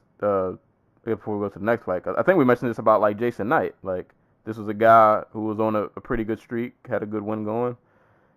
Runs into God, why am I drawing a blank? Ricardo Lamas. runs into Lamas, and like, yeah. I mean, what happened to him? Yair Rodriguez. We haven't even heard of Yair Rodriguez since he lost to Frankie. Right after Frankie, and it's just a weird division where, again, it's why I really like Brian Ortega, because you saw him struggle, so you knew he was going to be. At some point, you're going to struggle to the point where you lose, but you can understand that he was comfortable in losing situations. At some, like, 145 is just a division where you just can't slip up. You can't have a moment lapse, because there's always going to be another guy on the rise. So Shane Burgos loses, well, now Julio Arce. Now we're going to focus on Julio Arce for a while. What if Julio Arce loses? Then we'll have a new. If you want to make any progress, you have to be like Max Holloway and just beat everyone. Or be a lightweight. Or fight often enough that your losses get like overshadowed, I guess. Yeah, that's always it's always possible, you know. And go ahead. No, it was a perfect example of just rising up the ranks so quickly and then kind of falling. Garbrandt. I was going to mention that, like, in the main point about star development, like, he's another one, and if you want to go back further, TJ Dillashaw is another one. Yeah, because everybody loved TJ. TJ was the man, and then he lost, and it was like, well, he can't be any good anymore. Well, even beyond that, just like from a developmental standpoint, right. Like these guys rose up the division so quickly. Yeah, like they ended up like the problems we saw with Dillashaw versus Cruz were evident in like his previous fights. Yeah, and the same thing with like Garbrandt versus DJ. Almeida. Almeida's the same. We're going to talk about him later, but Almeida's the same thing. Everybody knew he was hittable. It was just like, well, he just runs through everybody even though he gets hit, so it's not a problem. Eventually it becomes a problem. Yeah. And these are holes that, and if this was boxing, would be hidden for like way longer than they were here. Right. And 10-ounce gloves, you know, 3-minute rounds, you can kind of protect those. Yeah. If you're hittable in MMA, it's almost like a fundamental fatal flaw. Yeah. Right. Literally. Yeah, quite literally. I guess moving on, because we're not going to spend much time on this next fight at all. John Vellante, Francimar Barroso. Pass. Yeah, this fight, in essence, John Vellante walked forward, Barroso walked backwards, Vellante threw punches, Barroso... One punch! An overhand! he may have rocked him maybe once or twice, and Barroso just continued to walk backwards. And that happened for 3 rounds. And somehow ended up being a split decision. What the fuck was that? Somebody gave Francimar a 29-28 score somehow, and he spent the entire fight backpedaling. Don't know how that happened. I mean, maybe he fell asleep too. So. Right. maybe he got into Cynthia Calvillo's stash, and he needs to use USADA test as well. Something happened, but that was that fight. Yeah. No need to elaborate. It does nothing for rankings. No storyline comes from that fight. But whatever. But prop be sure to tune in next time Francimar Barroso is on a main card. Right. Brazil. Brazil had a rough night. God, this next fight. Oh man, this hurt. Not gonna lie, this hurt me. This hurt me a little bit. Rob Font, Thomas Almeida, and anybody who knows me, I've been hyping Almeida since I saw him in Legacy. Like I was convinced like this guy is gonna be a problem when he comes in the UFC, and he was for a little bit. He had his moment of loss. He lost to Cody, but no shame in that. Cody went on to become champ, so it is what it is. But man, he's still young, and I'm probably just gonna keep saying that every time he loses to make myself feel better. But I'm getting worried because I feel like the flaws that I noticed before, kind of like you guys mentioned earlier, like they're still there, and they don't seem to have been like worked on much. Like Almeida, for better or worse, he's an all violence guy. Like you know what you're gonna get in an Almeida fight. Like somebody's dying, but sometimes lately it's been him, and he's so hittable. And not to take away from Font, because I don't want to make it seem like Almeida just gave the fight away. Like no, Font, like he punched this man, and like that right hand he landed, that the first one that stumbled him, like I didn't know how Almeida was still walking, like how he got up after that. Like he fell in slow motion. I thought he was done. I thought he was over. But yeah, like Almeida's just so, I don't know. I don't get it. I don't. he can throw with the best of them, but like his head is just always there to be hit. And against a guy like Font, who's a pretty good boxer, who has good hands, like you just don't want to be so hittable. And I mean, like Almeida had moments where he would kind of like slip or move his head off center every now and again, but like still he just I don't know. This one hurt. But yeah, this one, like the Qatar fight, the ending sequence was just vicious. Like dude eats a head kick and then proceeds to just get pummeled on the ground, and it's just like, have we seen? Is this really the best of Almeida? Like maybe is this the best he's gonna get? Like he'll give us some entertaining fights. He'll win a few. You know, he might have a stretch. He'll maybe put together a 2-fight win streak, maybe even 3. But like eventually, he's just. I almost feel like I'm having flashbacks of like when Eric Silva first came. like a guy who comes on the scene and you see the talent, but then you also see the flaws. And it just doesn't seem, well, I can't say the same for Silva. Silva started the fight different. It just somehow he has weird Silva fights, but that's another story. But like Almeida just, I don't know. Like maybe this is the ceiling. Like maybe this is just the kind of guy he's gonna be, and he'll give us a few great wins, and then he'll have a fight like this. Well, he'll just drop one. He'll just, yeah, I don't know. I'm hurt. That's all I know. So I don't know why it took this long, but he like to parse this out, but he fights a lot like his teammate the Bronx. Oh. Yeah, like they are really stiff with like their striking stance. And they kind of stand straight up and they're kind of just there to be hit. Like he gets away with it because he's obviously a better puncher and kicker, and a little bit more fluid. Well, a lot more fluid because the Bronx is like one of the least fluid strikers I think when he was at featherweight. But yeah, like he doesn't know. It seems like he doesn't know what distance is until he gets hit. And sometimes that's just too late, like what was against Garbrandt, or sometimes it just gives the other guy the opportunity to get his distance on him, and that's what happened here. So, I don't know how to fix Almeida unless you start basically from the ground up, and it might be too late at this point.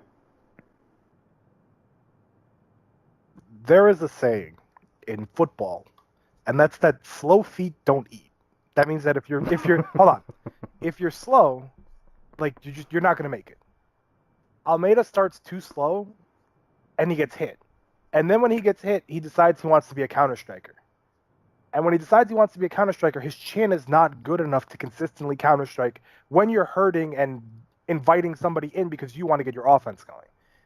I don't know. I think that's a fundamental flaw, a fatal flaw that I don't think can be fixed. He's so talented, but every time he loses, it's because he starts slow, he gets hit, and then he's like, okay, well now I'm going to counter strike. Well, if you have the defensive ability to do that, that's great. If you have the chin to hold up using that, that's great. I don't see it with him. And I don't think the Eric Silva comparison is ultimately fair because it's going to be the one people are going to go with. Because I think Almeida's better now than Silva ever was, you know. But at this point, I want to compare him to Joe Duffy in the sense of being a fighter who should be better than he is, but every time he gets a step up, he gets knocked back down. And like Duffy, I don't think Almeida's beaten a guy who remains in the UFC. So are you just a guy who eats up on the lower levels, the dredges of the division, and then when it comes time to get elevated, you just can't do it? I thought he gave a good effort against Jimmy Rivera, but it was just such a gap in, not just in talent, but in game plan and in performance and in implementing said game plan and in adjustments. I wonder if he's just a brawler who's going to live in the 130. Brad Pickett. Like, is he going to be a Brad Pickett? Which there's nothing wrong with that, but it would be disappointing to think that a guy his age with his talent would just be kind of like a guy who you rely on to have exciting fights and to turn people into title contenders. So, and I feel bad we haven't even discussed Rob Font, who had a great performance, but we're one fight removed from Rob Font having a brain fart of his own, and it feels like when Rob Font gets the big step up, he takes a step back. So I feel like I learned nothing from Rob Font in this fight in a weird way, if you guys kind of get what I'm saying. Yeah. I like Rob Font. I want to see him move up, but I'm just like, that fight didn't prove anything to me other than being a really good fight. A fun fight. All this shows is like Font is a good fighter, basically. Like, yeah, and blessed with amazing killer instinct. When he gets a guy hurt, he can finish. I'm trying to think. I'm trying to think of all the times Almeida was like aggressive in the fight. There was a moment where he had Font, I think, kind of stunned, and he pressed forward, and then I don't remember if Font clinched him or. And by the way, Rob Font, when you have a guy hurt, please do not clinch them. Yeah. Yeah, didn't he like slam? He went for like takedowns. Yeah, I'm like, and, like I said, there was some bad IQ. I felt some bad decision making. Yeah. But I like Rob Font. I want to like him more. I don't know because I don't know what Thomas Almeida is. So it's like, what did I learn? You're a good fighter. Yeah. He needs that Kelleher challenge. Yeah. Yeah. He needs. Yeah. He just needs some. I need to see him beat somebody who's dynamic and consistent. Yeah, and I hate to say this, but I need to see you beat somebody good. Real, like, good in a way where there's no. He's good, but like I need to see you beat a good fighter who I don't have questions about. Because his last 2 wins were against guys who I'm kind of like, well, he's good, but really don't know. What's up? I was gonna say, how about like I would say, I know he's not ready for like a top 5 because those dudes are all murderers, but maybe like trying to think of a name, somebody to throw at him. I would say Caraway, but he's fighting. Yeah, that's what I was gonna Stanman. say too, but I couldn't remember. He's fighting Cody Stanman. Yeah, I could see them doing Font Garbrandt. Yeah, that'd be a good fight. I think it would be a good fight, but just because I think that they figure he's the right style to get Cody back on track. Because he has not. Font generally does not handle pressure that well. Against Lineker, he froze. And against Munoz, when Pedro Munoz really put the pressure on him, he kind of froze as well. So, I don't know. I like Rob Font. I'm not sold. Like, it was a good performance. No, it was a great performance. Yeah, I want to see him fight again. Yeah, and I mean, he basically just sent Almeida back to the drawing board again. So I mean, he lost his last fight, so he never left the drawing board, seemingly. Yeah, but he sent them back even further. He got to take even more notes. Just use Almeida in Brazil whenever you have a Brazil card. Give him a guy he can beat, and just use him that way. Yeah. Well, we'll see. But props to Font. It was a good performance and a very nasty finish. Mm-hmm. So I'm not gonna lie. So that was pretty much the main card. I think that was the last fight that rounded out the main card. These prelims, I can't give a whole lot. I watched all of these fights and I only remember 2 of them. So,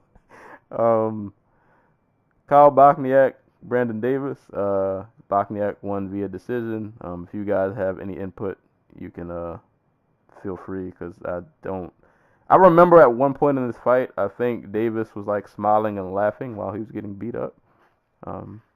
Cut the damn cage. Was Davis from Davis? Was Davis from Mississippi? No. Like, was he on the fight? Yeah, he was on the Tuesday Night Contenders. Okay, yeah, because I knew like when I saw his face, he looked like kind of familiar. Yeah. But yeah, I just remember like him smiling and laughing at one point, and Bosniak was like just piecing him up. But I don't remember much else of how this fight went. Cut the cage off, Brandon Davis. Learn how to cut the cage off. If a guy's only going one direction, learn how to stop him from going that one direction. Don't complain. Don't get pissed about it. Like, don't get mad that he's not engaging with you in the pocket. Learn how to cut the cage off. Learn how to fight like a Lineker. I like Brandon Davis. I think he's got a bright future, but I was not thrilled with this fight. I thought Bosniak was mostly throwing these like Cruz-esque, ineffective kind of leap in, throw a combination that lands on the shoulders and then get out. Frustrated with Davis, the way he fought. It's great and you're enjoying yourself, but it's like at some point you need to step on the gas real quick because you're losing and you need to make up ground. And other than that, it was just kind of like Boston was happy. That was it. Boston did good tonight. Yeah. Except for the woos. Boston did really good tonight. We got to talk about that at some. Like, I don't know what, like, man, whatever. Don't get pissed at these. See, I didn't hear a lot of the boos only because I was watching like three things at the same time. No. My volumes were all woos. Oh, the woos. Oh, thank God I didn't. When did that start? Like, I remember it happening in 2014, and then it disappeared, and now it's like reemerged. It came back last year, and I can't remember what card, but it pissed me off the entire night. When was the last time the UFC went to Philly? Because that's why I remember hearing it. Those and the bird calls. 2000. Lord. Did they come back to Philly in 2016? I don't remember. Either way, let's retire them. Yeah, let's not do that. It's incredible. There are other ways to express your. The thing is, it's not even like booing. Like there was during Ortiz and Pantoja, there was like a great exchange going on, and everybody's wooing for no reason. It's like, you goose. Yeah. So that fight was just I didn't catch it, but I guess good one for Bosniak. He won by decision. This next fight I did watch. Abdul Razak Al Hassan and Saba. How do you say his last name? Homasi. Yeah. This was a rematch. I can't remember from what card, but the first fight ended in controversial fashion because it was stopped too early. So they ran it back. There was no controversy in this finish. Or actually, you know what? Let me before I get to that. Just a little bit. How do we feel about that stand-up? Garbage. That happened. I wasn't actually bothered by it. I wasn't either. Like I thought that they were kind of stalled out, and at the same time, I felt like I know that Cruz tried to paint like, well, the stand-up led to the finish, which he kind of did, but I also felt like the finish was inevitable. Like, I don't know. I mean, and I guess just a quick synopsis of the fight, like, because the first fight was just them two guns blazing, and then like this fight was a bit more contained, at least for like they had spurts of violence, and then obviously the finish happened. But yeah, like when Homasi got the takedown, there was a little stretch where he wasn't like. I mean, I guess I can see both sides because he had I guess you could say like a pretty good position, but like he wasn't like there wasn't a whole lot going on. And like maybe the ref could have gave them a few more seconds. But yeah, to be honest, I wasn't mad at stand-up either. Like, it wasn't a good stand-up. I don't want anybody thinking we thought it was a good stand-up. It was bad, but I don't think it was like. Yeah, it just he could have gave him a little bit more time, but I'm not gonna say like this stand-up changed the entire course of the fight. Like if he wouldn't have, I don't know. It is what it is. The stand-up happened, and not too long after the stand-up, uppercut heard around the world.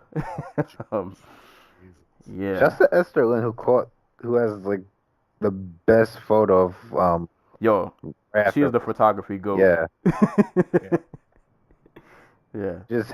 I didn't see the picture, but she catches just her timing and how she catches pictures. Standing over Homasi. What was that about? Just frame.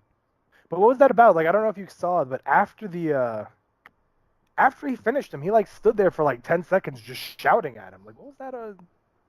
It was very weird. Maybe he was mad about his dance. I don't know. Maybe they had Maybe he felt some kind of way because of they had to run it back. I don't know. I mean, maybe. I could understand that, but it was just like really weird. It was like Garbrandt Dillashaw, except it was real personal. If Garbrandt was separated from Earth. Yeah. Yeah. I don't know. Maybe there was some mouthing off that we were not. Yeah, there might have been some behind the scenes. Maybe Hamasi ran off with his girl and just disappeared like he did at that Bellator show. Yeah. Real quick, if I can go back, I hate to circle back, but Hamasi Al Hassan, the conversation reminded me of the finish for Font Almeida. Herb Dean, what are you doing? Like Herb Dean's in the proper position. Almeida's out, and Font is hammering him at least 2 or 3 times after he's finished. Like, get in there. Get in there and separate that. Break that up, because it's over, and we all know it's over. Yeah. I feel like he's either been too early or too late, and I don't like that. No, credit to him for the finish on Burgos, but, like, I hate to see guys take unnecessary punishment. And it feels like Herb Dean's either too early on these finishes or just letting these guys get Josh Rosenthal mauled. So yeah. But props to Hassan. I guess people will probably be talking about this stand-up. Just try to run it back a third time. Oh, my God. No, what? People not like this is about Hamasi? Yeah, I don't know. I didn't feel any... Like, this... I don't know.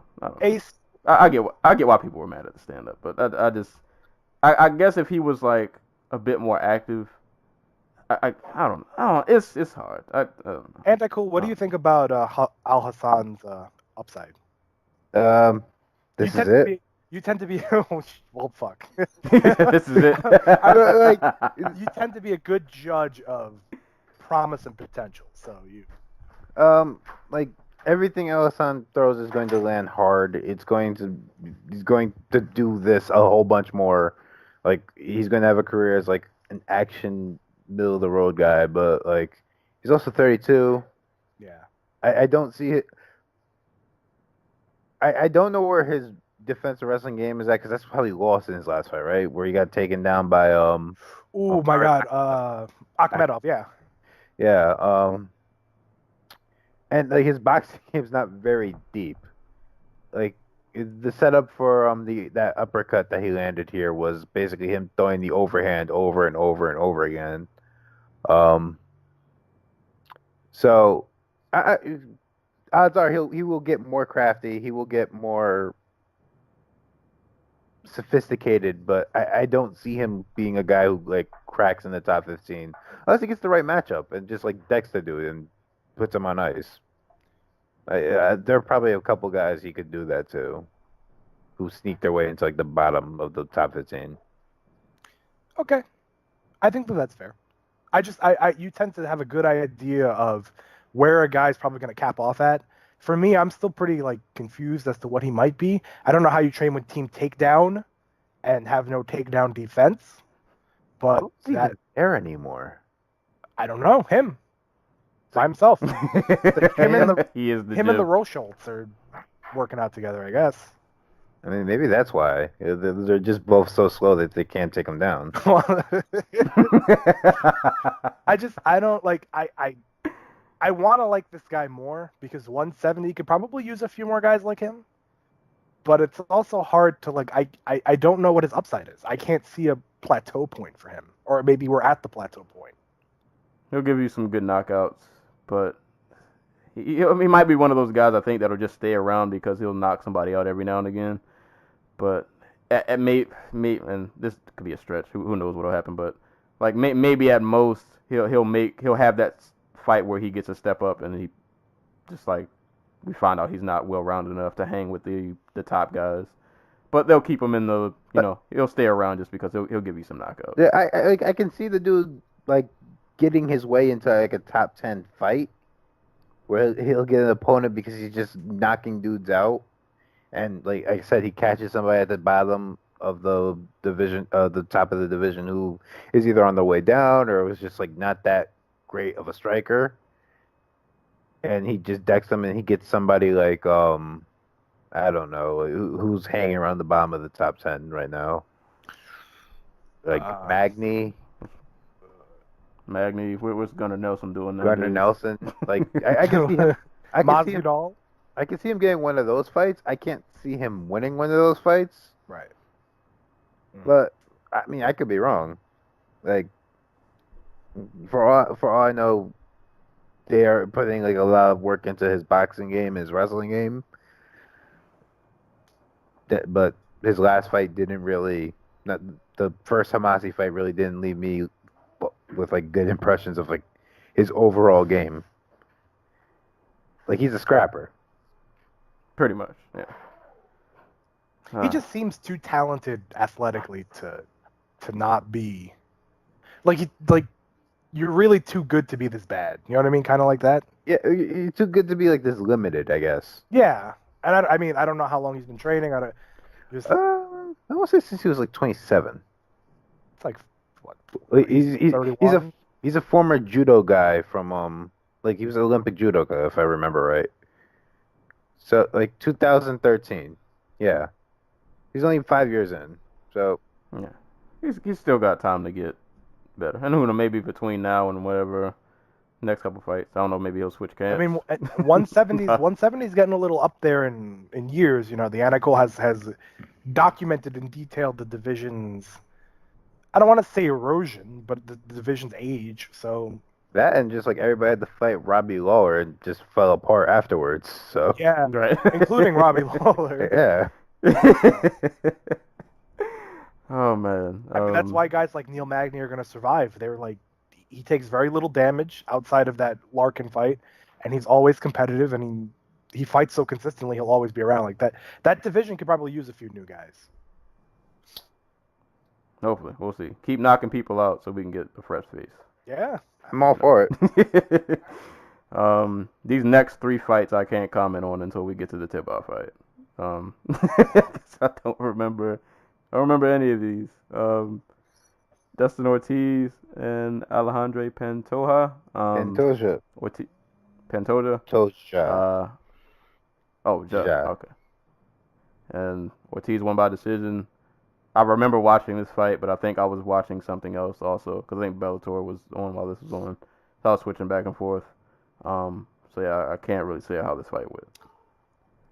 Ortiz is go ahead. You go first. No. Go ahead. No, it was a frustrating fight for me because Dustin Ortiz was having a lot of success on the feet, and I thought he had Pantoja relatively uncomfortable standing, and he just kept shooting. And it was like every time he would shoot in the first round, he got taken, like, I don't remember if it was a scramble or whatever, but he got his back taken, and he was controlled. In the second round, he came out and was really doing well with his hands, and then he got in on repeated takedown attempts, which is great, you know, get takedowns.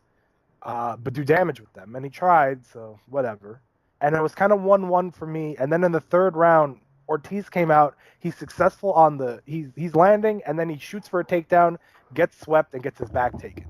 From getting his back taken, Pantoja controls the round for about 2 minutes, and then Ortiz hit a switch, got on top, and really did some good damage to take the fight. It was just a frustrating performance because Dustin Ortiz, I think, has a lot of skill.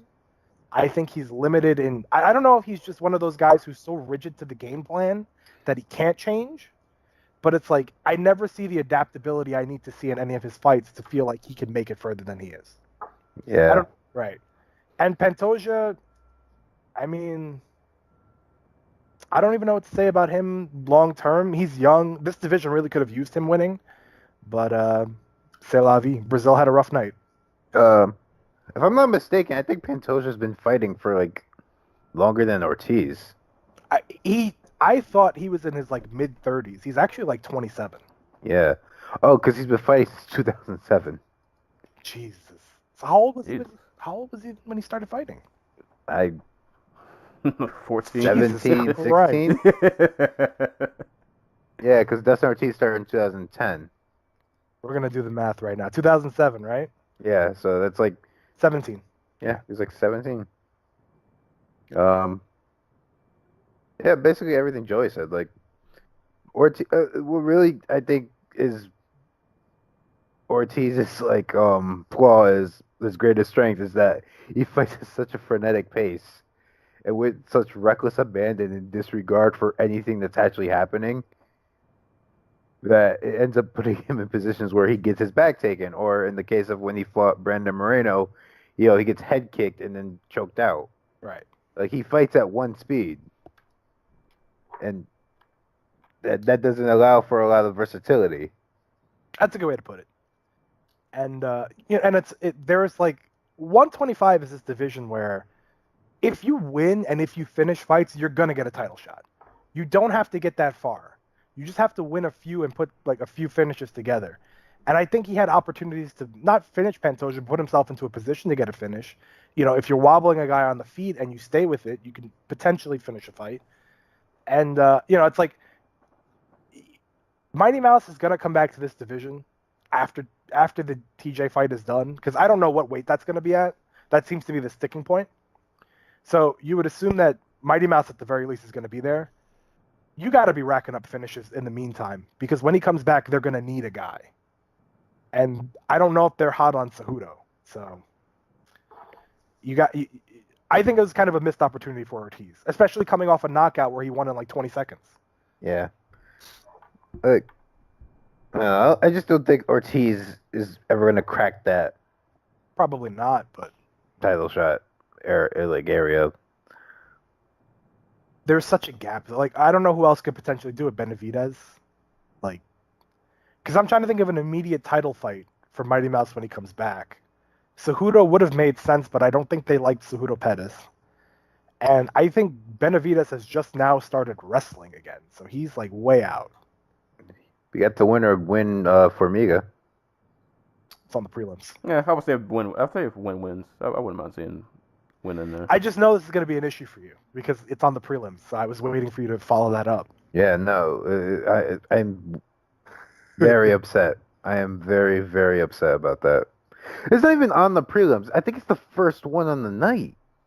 Wow, opening the show. Let me look that up. I'll look it up. And then you look at some of the fights on the main card, and it's like, dude, that fight could have replaced like.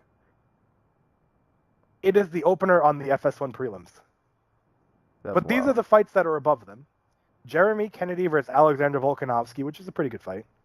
Rob Wilkinson against Israel Adesanya. That's the new guy that they signed. Yeah, that's the glory kickboxing middleweight. Right. And Damian Brown against Dong Hyun Kim. Maestro. The Maestro. So, and then of course you have like Tai Tuivasa. You have Cyril Asker on the main card and Saparov.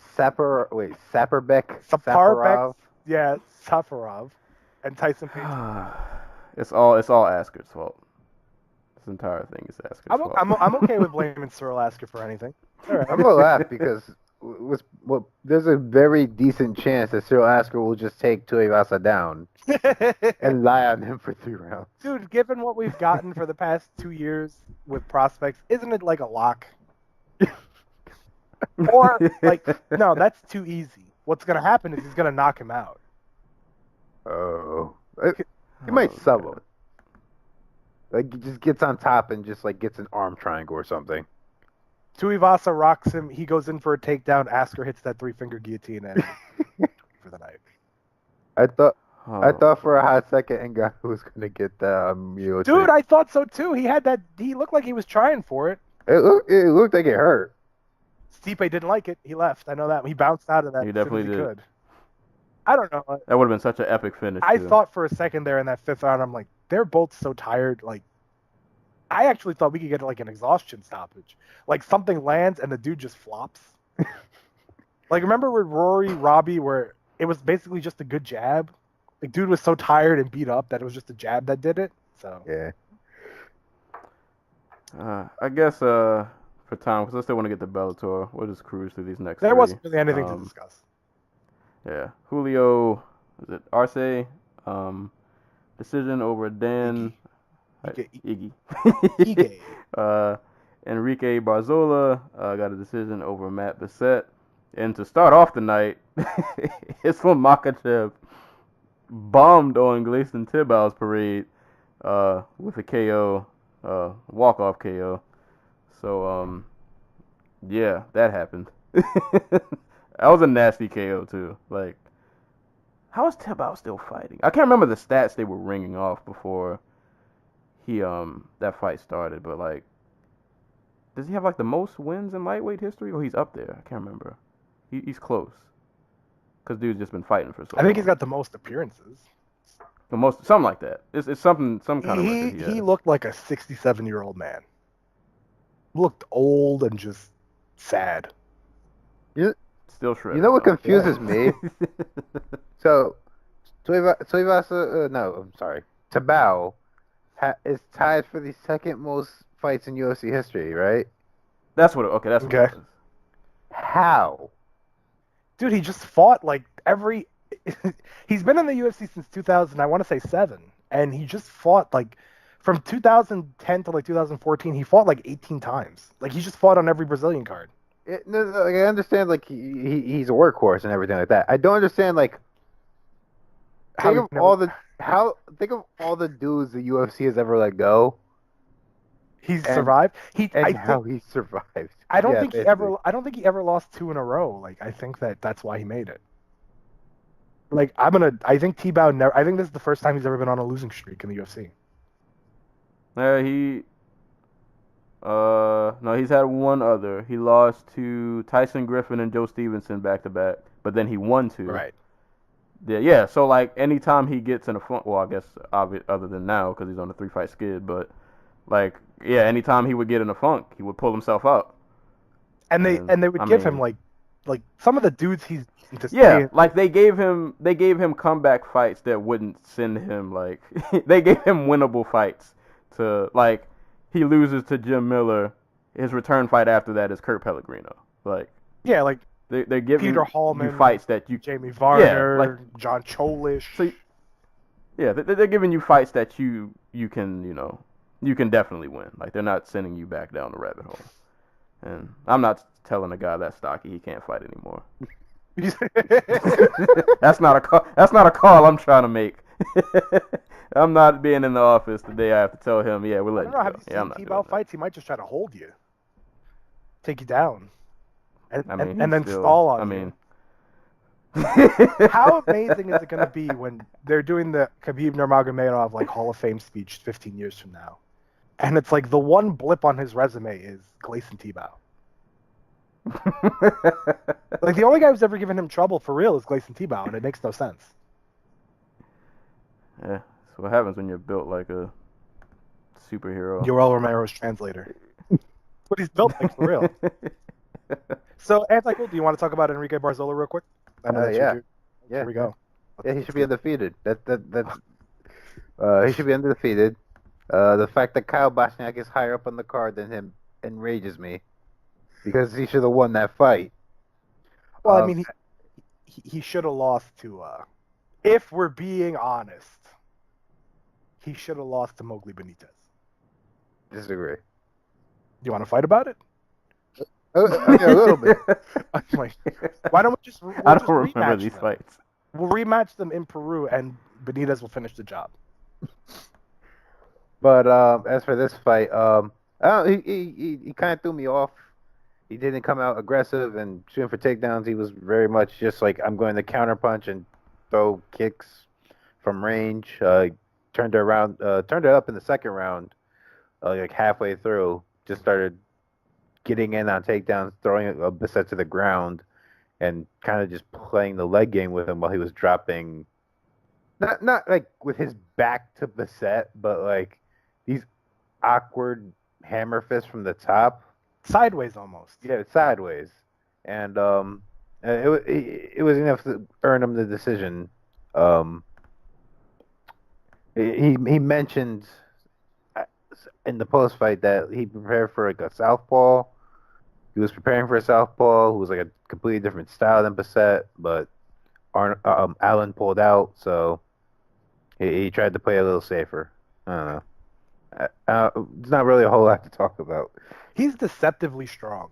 Yeah. He's not a guy who looks very strong, but I've now seen him throw around some pretty big guys. So I think that he's just one of those dudes who's deceptively powerful.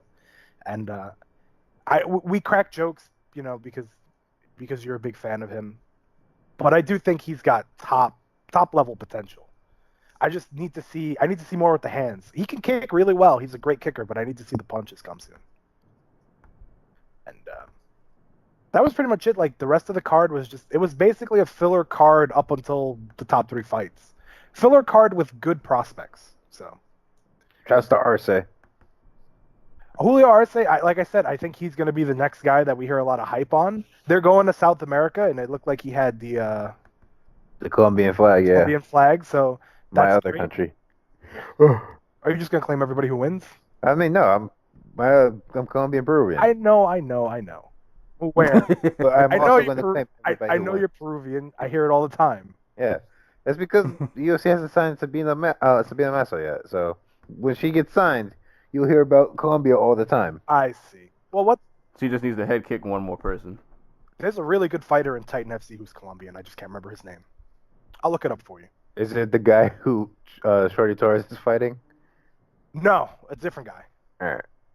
Although, like, how you feeling about that one? You gotta, I mean, Torres came on the show, so I know you gotta. I by the way, that's All biases aside, though, I watched footage on that guy. He does have a couple of fights on YouTube. Yeah, I think Torres probably handles that pretty. I think you can pick whoever you want from one, not just because he was on the show, but just because he's genuinely that good. I think you could pick just about anybody from 125, 135. He'll beat him. If it's not signed or on the next Tuesday night deal, then something's wrong. yeah. Yeah, he's a savage. He is dude is a savage. So yeah, I guess that was UFC 220. And then, because we still, this is gonna end up being a long episode, but who cares? I think I'm the podcast, long we do guy. long. Whenever I'm on here, they're like 4 hours long, and I have to hear about how much editing is required. Yeah, it'll be alright. It'll be fine. It'll all be worth it because we're about to throw a wrench in the episode. We're gonna try to throw a wrench in the episode. Are you alive, sir?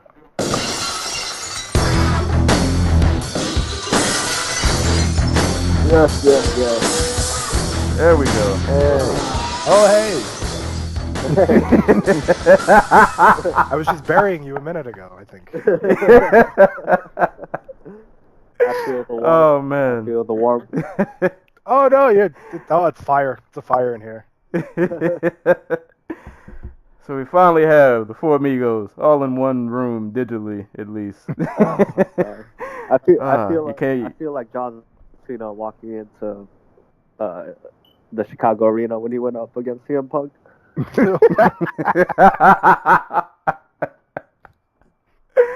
You came just in time. So we got Stoges in the building. We're about to go through this Bellator card. I'm gonna have to title this podcast the Megacast Part 2 because Megacast Part 1 was supposed to be all of us. So this is gonna be the sequel. This was the real deal. So it's a sequel to a movie that was never made? Basically. It's like those Final Fantasy games that are all numbered awkwardly because some of them didn't get released in the States. Right. That's exactly what this is.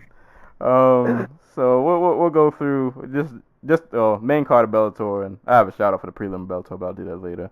But real quick, does anybody care to talk about Rampage and Son? And I didn't watch it. Take it away. After Lima and Rory went off, I considered that my main event, and I shut the stream off. So It went if you guys have any thoughts, you can go ahead. I have nothing to say about this fight. It went like how you think it would go, I guess. Seriously. Basically. Picture it in your head.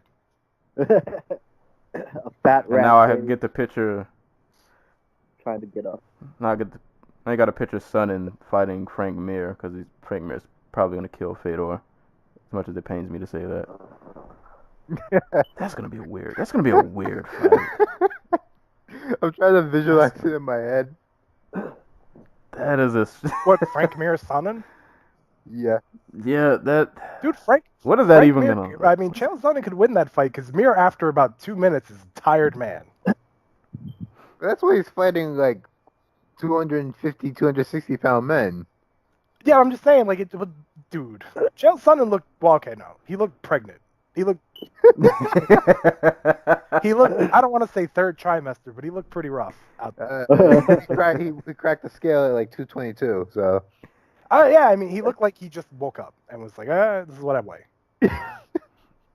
Jesus Christ. Rampage used to be in That- pretty that- decent shape, but it didn't translate. Didn't Yeah, matter. it was just shot. He still almost like, I don't want to say he almost won, but it was like a competitive fight.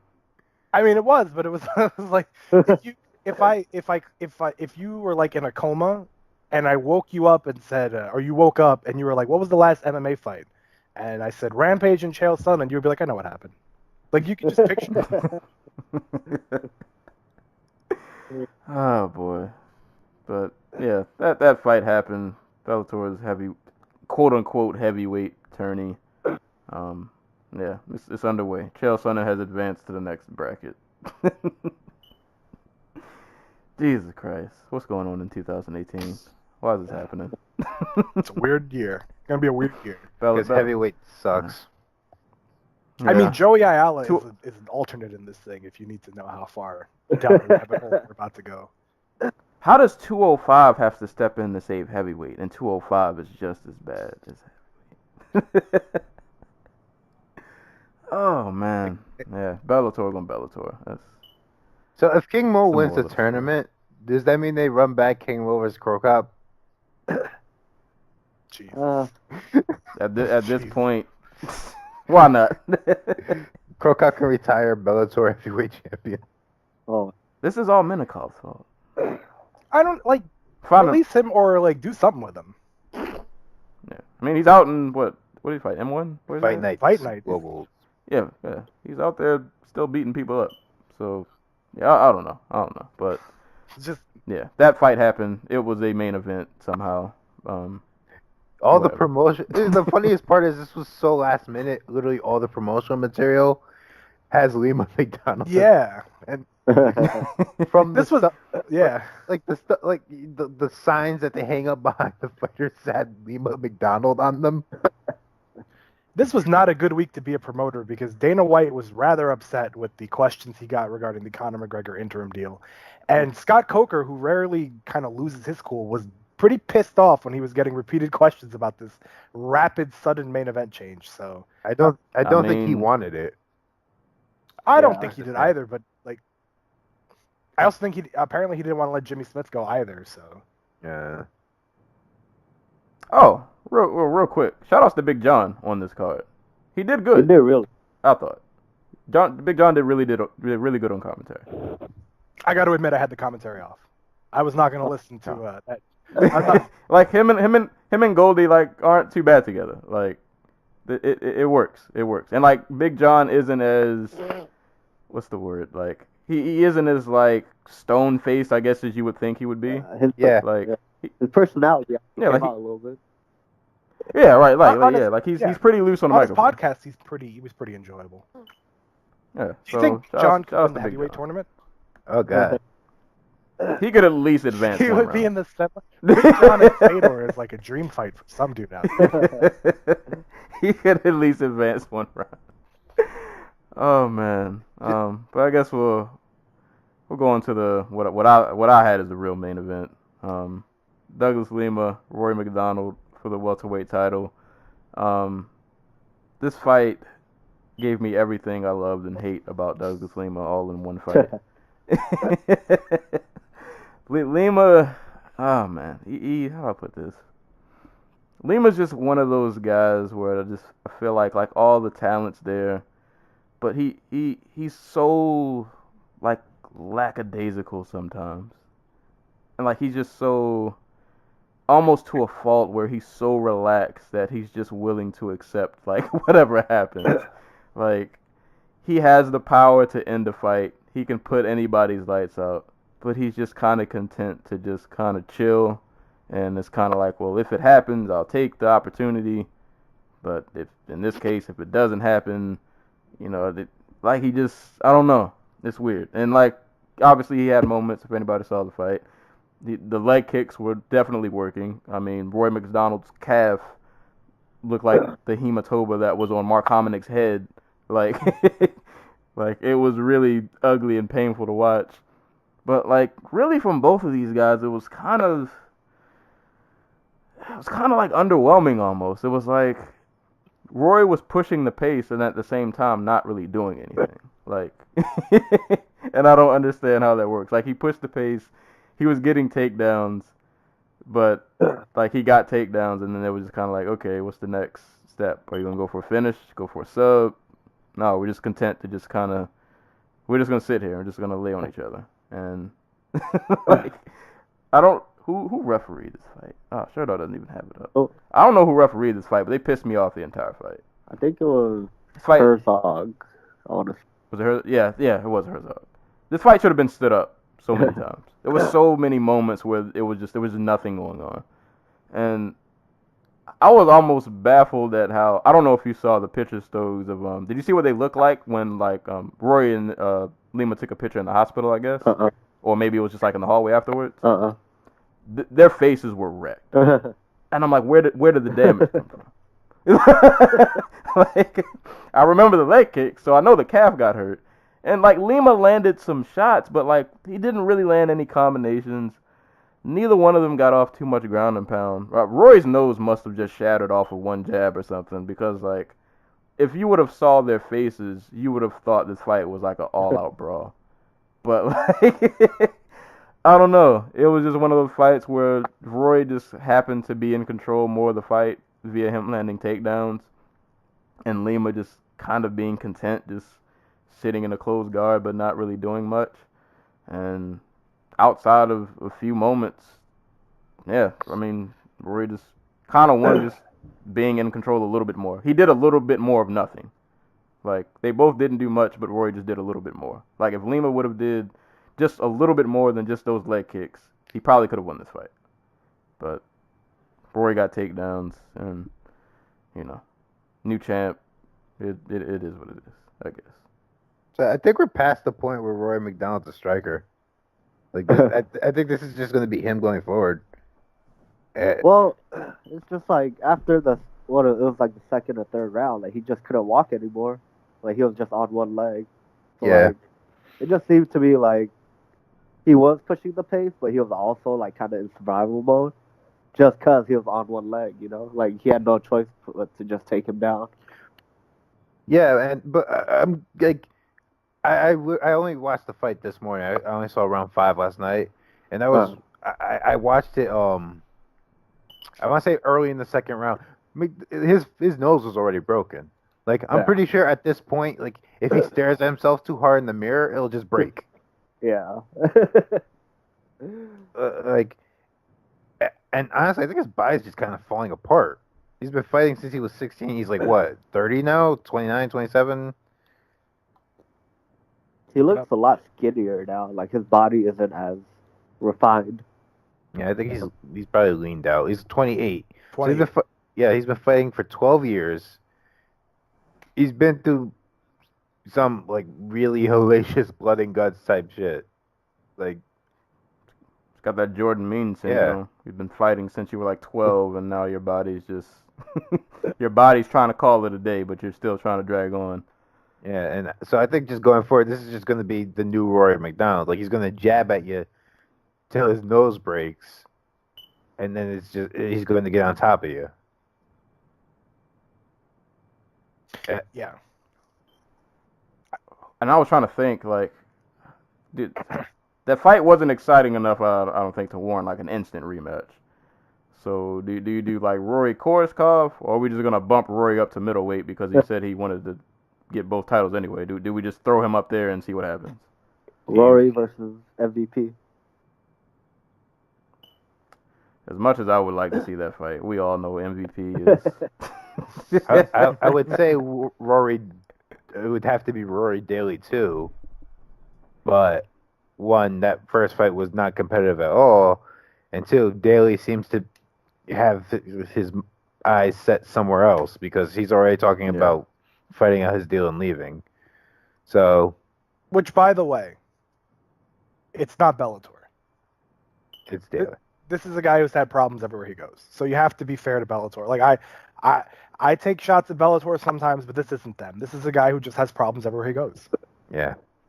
I'm just gonna say he's got 2 fights left on the contract. If one of those fights is an MVP, I'm gonna be very. He said he won't. He said it's not happening, and I think he said that the Larkin rematch is happening. So we're gonna look back at Lawler McDonald, not just the second fight, but also the first fight, and wonder how much those two fights like broke both men. That was like the equivalent of like how JDS was after Kane. Like he was just never the same. Because Rory just doesn't seem like he doesn't seem like he's. I don't want to say he's not all there, but he just doesn't seem like fighting wise like that passion is really there. But then it's hard to say though because like he kind of beasted on Daly. But I'm saying like the Wonder fight- Boy against Wonder Boy, he didn't look good against Wonder Boy. And in the rounds that I saw of this fight, I only saw the fourth and the fifth. He just didn't seem to be like. I just think both guys are kind of. He's good enough to beat. I mean, a shell of himself, Rory McDonald is good enough to beat just about anybody. But it's obvious that they both Lawler and McDonald are not the same, you know, which is only fitting or fair. Yeah. And it's a shame because I almost wonder. I was gonna say I wonder for Lima too because now he's in this kind of spot where I almost feel like he's somewhat kind of maybe not exactly the same, but kind of like Chandler, where it's like, all right, you've gone through the experience of being champ and losing the belt. You've beaten most of the names that are in that division there. Like, what's even next? 85. Like, Like he's I guess he's yeah. 6'1". He like so height wise, it's probably not a big deal to move up. Like Shlemenko is fighting in the Bellator middleweight division. This is in the UFC. Like, yeah, the dudes in the middleweight division are probably way closer to the natural weight class than Chris Weidman or Luke Rockhold or Yoel Romero. and you can just be honest, they're not good. Most of them are not good. So like, Right, Lima he would yeah. be. He would still run yeah, through like most of in them. a fight, he would be either in a title fight or he would be fighting like Manhoof for a title fight. Dude, I would Lima versus Manhoef or Lima versus Shlemenko. Like that's a fight I tune in for. Those are fights I tune in for. Musasi maybe like he could fight Musasi, but I think Gegard would. I could see Gegard going to 205. I could see anything happening there. Can we just take a step back and like, Roy McDonald volunteered the alternate for the heavyweight title, tournament. He's a strange Let man. him do it. People call Tony slip. Ferguson strange, but I think Roy McDonald's got him beat. Roy McDonald, yeah. Yeah, he's out here wearing turtlenecks, looking like the next. I don't know. Serial killer? Is that what you're gonna go with? Yeah. I mean, it's there. Roy buried 2 bodies before he came to this fight. We just don't know about it. But good win, I guess, on his part. You know, he came over. He wanted to be champ. He's accomplished that. I'm pretty sure if he goes to 85, I mean, yeah, like other than Musasi, if he gets past Musasi, who I'm pretty sure will be champ. Like, I'm trying to name the Bellator middleweight champion off the top of my head. I only know because I watched one of his fights. No, I'm just saying. I know he's Brazilian. I know he beat Manhoef twice. I can't remember his name. Carvalho. There you go. Carvalho. Rafael Carvalho. Yeah. See, Yeah. it's like us with Brent Primus. You're right. We've forgotten numerous times on the last 5 podcasts that Brent Primus was the Bellator lightweight champ. I'm not gonna lie. You said Nico Montano earlier, and I was just sitting there going, "Who the fuck is that?" I heard that there's a 125 division now, so I'm like, "Oh, okay." Promotion matters. This is why we draw blanks when these names are brought up because nobody. I haven't seen one Bellator promo with promise in it. Like, It seemed a I've little never- frustrated on Twitter or whatever it was because it seemed like he was making it clear he wanted to fight Chandler again, and like they've kind of just had him on the sideline. And I thought after, not to jump a little ahead, but I thought Chandler wasn't quite committal on that after his win. Yeah, see, I saw something with Chandler where he said he's not interested in like the title anymore. Like he just wants to do, Right. I guess the quote unquote big fight. You know. So, But I kind of think he's earned that, man. Like, he's been a champ multiple times. He's beaten everybody there is to beat. He's put on, like, the best fights that promotion will probably ever see. Not really much else for him to, like, accomplish unless he somehow finds his way in the UFC and maybe breathes some new life. But, yeah, that 155 there, he's pretty much done everything. So yeah, I guess we'll just segue right into his fight. Michael Chandler go to Yamauchi. On the low, I was kind of rooting for Yamauchi. I wanted to see if he could take that next step. He had some what would you call it? Little blips, moments that worked. That nice little hook kick he landed that stumbled Chandler for a bit, and then he backed him up against the cage. He landed some good strikes, but anytime Chandler got a takedown, like that was it. Like Yamauchi just had no answer for the takedown, and in the third round he got mauled to death with ground and pounding like that last minute. So yeah, that was pretty much the whole fight. Like Chandler just took him down and just beat him up, and Yamauchi would have small moments here and there, but it was clear that Chandler is still just a cut above pretty much everybody in that division. Yeah. Yeah. Yamauchi landed a nice little hook kick in the second round that rocked Chandler, but that was basically like all his offense. When did that whole karate style come and play with him? Because I don't remember him fighting like that. Goldie and Big John mentioned that like they were like his family developed a new combat like sports system that was based on like Machida's karate. So I have no idea. Because I was surprised to see. Like, I mean, I get it. Chandler's a really good wrestler, but like we know Yamauchi is known for submissions, and he didn't attempt any takedowns. He didn't do too much off of his back. So I don't know. I feel like Chandler's not a good guy to test your new fighting system against. Specifically, one that sounds like it was developed in like a garage, apparently. Right. Like this is not a guy you run a test run on. Like this is one of the best fighters in the world. This is not the time to just test out some new things you've been working on. Hey, in all fairness, if he had done what he normally does, which is basically what he ended up doing, which is just trying to get the fight to the ground, he would have got his ass kicked anyway. So, true. This division is on like a treadmill. Like, it's going to be Chandler as the number one contender in a title picture. A Pitbull brother will be fighting. Like, it's just like a whole bunch of guys on a treadmill. It feels like this division's kind of getting a little stagnant for me. I'm trying to think, like, who are the lightweights that they had on roster that were like on the come up? It was Cazzola, but he lost. Was it Patterson? I'm gonna have to go. I cannot believe I'm Googling the Bellator lightweight roster right now. Banks. It was Carrington Banks. That's who I was thinking of. Sadawad's still fighting over there. You know. Rick Hahn, once upon a time. We could just list them all off. Like the only he's gone. Homegrown Bellator dude who's made any waves is Brett Primus. The one guy they don't want. Apparently, which is weird. Right. Like, fuck. Didn't Rickles move up a weight class, I think? No, I could look it up. You got Rickles, and you got Gertz, and it just feels like the same names fighting one another over and over. It's like their 145 thing for like forever was current. Right. The same three people are champs. It's so weird because like there's no shortage of lightweights out there for them to get. Like Rickles is still at lightweight.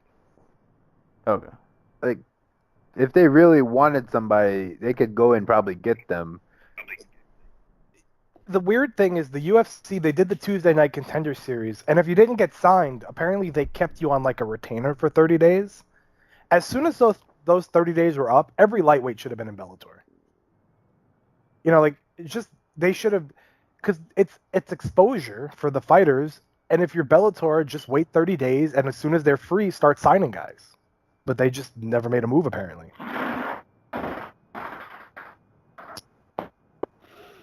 Yeah. Bellator is just. They might get Will Brooks back. Yeah. I mean, that's possible. No, do we? I'm not making a joke here. He's being serious. They could get him back because I think he said like this might be his last go around. He's not. They don't want him back. Yeah, I don't think they do either. I don't feel like they didn't really end on good terms. Yeah, but you know, sometimes in the old days, guys would leave the territory and then 2 years later they'd come back. So Well, that's if people like you and you're not getting booed out of stadiums. that's like I had a debate. I wish I would have been on for the the fight night card from last week. Like, if the UFC released Kamaru Usman, do you think Bellator would have signed him? Ooh, that's a good question. Because I was having a discussion, like, it's in their best interest to work together to kind of boost him, but I wonder if there are just some guys who they just wouldn't, like, they weren't interested in Aljamain Sterling. You'd think they would have been really interested in him. So I just wonder if there's, like, certain guys they don't want. And I wonder if Brooks might be one of those guys. I mean, to be honest, if I looked at Brooks's last 3 fights, I don't want that. I mean, I get it. You had your glory days. That's all well and good, but I don't want that coming into my organization. That's not gonna work. We predicted that he would go to Redson like 6 podcasts ago. Oh, right. That'll probably happen. I could see that. Who, Will Brooks? Yeah. Yeah. And I mean, because he used to fight Nobody in goes Japan, to right? Ryzen anymore. They go to ACB for that gimmick money that they're getting over there. Darren Cruikshank did it. Always different. Cruikshank, Got but knocked didn't out. Cruikshank eventually go to like? I'm just saying, like, I think ACB is the big money player. Although where they're getting their money from is like open to debate. But Russian oligarchs.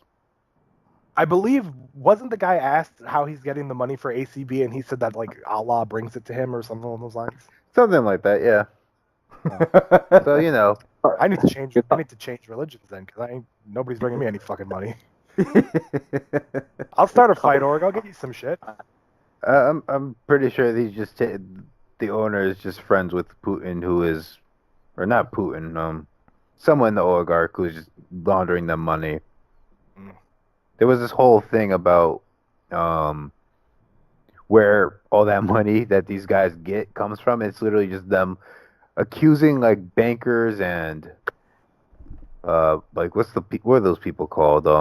Bondholders and people who are in charge of like funds, like trust funds and stuff, and brokers, and basically there's just accusing them of fraud and stealing their money. So that's where all the money for paying these guys comes from.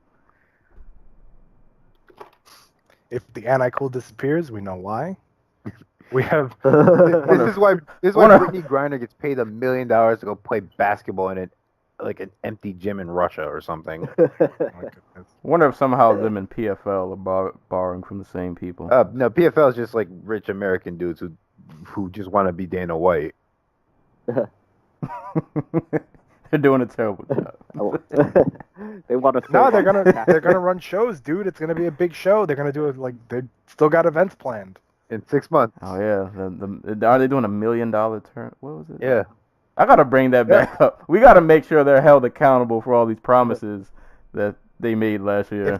If that were allegedly if gonna happen. I win the PFL $1 million tournament, the first thing I'm doing is cashing that check immediately. Oh man. Do it before the IRS gets it. Yeah. Right. Like literally after the fight is over, don't even go to the hospital. Go right like go cash the check. Cash check in place. Oh man. IRS calling against PFL headquarters. I wouldn't even ask for a check. I just get one of those like briefcase. Just bring me a briefcase with it inside. Like, we don't need a check. Just bring me the money. And Ray Seffel comes like when you're going to your car. Ray Seffel just pops out and kneecaps you. Man. Oh man. This next fight, this was not as exciting as I thought it was gonna be. It had moments though. Henry Corrales, Georgie Karakhanyan. I think even Corrales said after the fight he wasn't like all too thrilled with how he fought, but it was kind of just like a scrappy. I don't know. It wasn't really much to write home about, honestly. But I mean, good on Corrales. He's on a right. Somehow it was a scrappy. I mean, a Fry Takayama moment where they both just grabbed each other's heads and started pounding on each other. I'd like to think what happened is after that they were like, this is a stupid fucking idea. Let's. But like, props to Corrales though, because like his Bellator career like, he got thrown to the wolves immediately. His first 3 fights was Strauss, Emmanuel Sanchez, and Pitbull. Like, it's not fun. Like, and then he managed to reel off a 3-fight win streak after that. So, props on him for just even still being around, because that's kind of a murderer's road to go through. But yeah, it was like a scrappy, boring fight that had good moments, but in the end wasn't all much to like really write home about. But you know, Not the fight to go into free agency if you're Georgia Karakanian. yeah. I really thought he was gonna be like, I guess, more than what he's been so far. Karakanian? Yeah, like I feel like he's kind of like he had a good role going a while ago, and then he just kind of became one of those dudes. Like, he'll win a fight, and then he'll drop 2, and then he'll win 2, and then he'll drop another one, and he's just kind of on that seesaw, and there's just like there's no consistency. And I mean, like, he's only getting older. You know, I think don't he's just like caught up in like 2013, what the featherweight division was then. Like, I think he just hasn't gotten any better. And Nicole, you would remember this. Was he the guy who was the World Series of Fighting featherweight champion? He fought the dude Rick Glenn, Yeah. and he just like stopped fighting Yeah. in the second round, and like he was killing him, and then just fell apart. Yeah, I think Rick Glenn like kicked him while he was down and broke one of his ribs. Something along those lines. So yeah, that was him. Yeah. Karakani Sadawad, like, Bellator has a decent crop of just guys you need to keep around to test the fighters you kind of like might have future plans for. Like, those guys, I think you need to have a few of them, but it almost feels like they have too many of them. Yeah. Yeah, they need to get some other fresher faces. I'm seriously wondering, like, are they just having trouble signing talent? I wonder, you know, Coker's always been a guy who his best work is done in the Southwest. So I wonder if, not the Northwest. So I wonder if he's just not, like, you can get anybody you want from California, but can you get guys from other places? And I know that Bellator kind of axed a lot of their Russian, like, what the hell's his name? Rebny did really good work in terms of getting, like, good Russian ties. And then I believe as soon as Rebny and Coker kind of swapped places, Coker started to, like, ease off that pedal a little bit. And I know Bellator lost, like, a TV deal in Russia. So it's like they really don't have a whole lot of new Eastern European talent either. So I do wonder where the talent's coming from. Unless you're just going to sign everybody from California. It's great, but... Like, from what I understand, like, their new big TV deal is in Latin America. They're not signing, like, a whole bunch of guys from there. Like, the only person I can think of off the top of my head is, like, Alejandra Lara. I don't know. It's weird. I don't know what's going through Coker's mind. So, I mean, like, The heavyweight tournament. well, but I'm saying, like, to me, the heavyweight tournament was, like, to me, it was a worrying sign because I felt like that's like a stall gimmick. You know what I mean? Like, people talk about the UFC numbers being down in 2017, and they were, but so were Bellator's numbers, so they didn't, like, make up the ground. And the pay-per-view they ran didn't really, like, was a bomb of massive proportions. So I wonder if this is just, like the heavyweight tournament is a stall tactic to, like, make a new plan.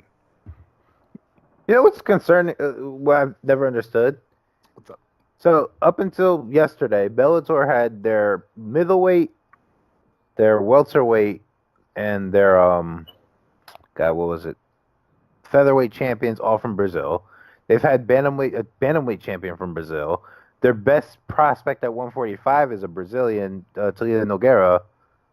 Why do they not go to Brazil? They were talking at the presser. They were talking Japan and Russia. So I don't even think Brazil's on the. They were only talking about Japan and Russia and doing a few more shows in the UK. In his AMA yesterday, he was talking about how they've basically guaranteed they're going to Seoul. Why? I don't know. And they have a working relationship with like KSW and Road and like Right. I don't know what the point. Like, apparently, from what reporters have said, like when they talk to like people who sign with Bellator, they're like, "Oh, Coker laid out this like big plan, and like they feel like they're like a part of like this plan, and like I don't see what the plan is except like unless they're going to these places and getting money from just some dude who wanted the fights there. Like I think that's what Israel is. Yeah, I don't understand. That reminds me when like Cage Warriors would go to like Kuwait, and you would just be like, "Why?" Like it never made any sense. So I do think we didn't mention this before, but since we're talking international, apparently a Russian, like, have you guys heard about this Russian dignitary who's apparently bought into the UFC? This Russian businessman. I did actually. I didn't. Can't remember the I guy's didn't name. see that, but that makes so much sense of why they want to go to Russia. Oh, I'm gonna try to see if I can get the article for the dude who. I'm gonna. Go ahead, just let's keep going. We gotta talk. Only one more fight worth mentioning that only lasted 37 seconds. Aaron Pico took the soul of one Shane Crutchin. A nasty liver shot. He actually landed two. He landed a liver shot before the one that put him away because he landed the first liver shot that dropped him, and then I think he went on the ground for a little bit. Crutchin got back up, and then he landed another liver shot that looked awfully like the KO he landed, except it was just to the liver instead of to the face. And yeah, it reminded me, for any DBZ fans, if anybody remembers that gut punch Goku caught Brawley with that just like destroyed his whole being. Like it was like that. And he just kind of died. And that was Can I ask you guys a question? That was. Mm-hmm. What value was it in bringing up that Shane Crutchin was a Marine, and then having Aaron Pico murder him in like 30 seconds? Like, I want to say Goldie was literally in the middle of talking about how Crutchin has like all the guys who were in his regiment like tattooed on his back, all the ones who died. When Pico started like really hurting him. I mean, I guess he was trying to, build some backstory, but he probably should have did that earlier, because. Well, Yeah. like, why did they match him up with a Marine? Well, I mean, this Marine was 13 and I get that, but the whole point of this is to get Pico over, not the Marine. Yeah, I don't know. But then, leave it to Goldie to, he's the guy who spouts off those random facts and like just randomness. I don't know, but yeah, it did not work. Pico, he shut those lights out real quick. What do you think they're gonna do with him next? Like, I guess at this point they're content on giving him guys that are experienced. So I guess we just have to accept that he's not. Well, I don't know. I'm wondering, like, what's their plan to build him up? He's giving him guys who have really shiny records. Oh, so Dennis Gecko? Is that how you say that's that? the reporter dude. A Russian businessman has purchased a share of the UFC from WMEIMG, which aren't they Endeavor now? Or I thought it was Endeavor, but apparently the guy's name is Ziavudin Magomedov, or potentially this is the guy apparently. Yeah, the Fight Nights guy. Yeah, owner of Suma Group and the main sponsor of Khabib Nurmagomedov, Eagles MMA team, and Fight Nights Global. Is there a conflict of interest having? Oh, I would. Like, I know nobody cares because And it's not like Khabib would ever need help. Like, he doesn't need help winning. Yeah, but like it's a little sketchy. I mean, like, I know nobody cares because WMEIMG represented Ronda Rousey. Yeah, and a few other fighters, if I remember. Yeah, and like nobody cared then, so I assume nobody's gonna care now, especially about some random Russian billionaire. But that don't sit right with me. I wonder if the goal for Pico, not to get back to the point, but I wonder like how many more of these fights does he need to have before they want to start main eventing him? 2019. Think so? Thing is, to be honest, I feel like he would have at least got a co-main by now had he not dropped his first fight. Yeah. Just because think at some that- point you have to assume that there's going to be, they want the ROI, but when? I just hope they don't.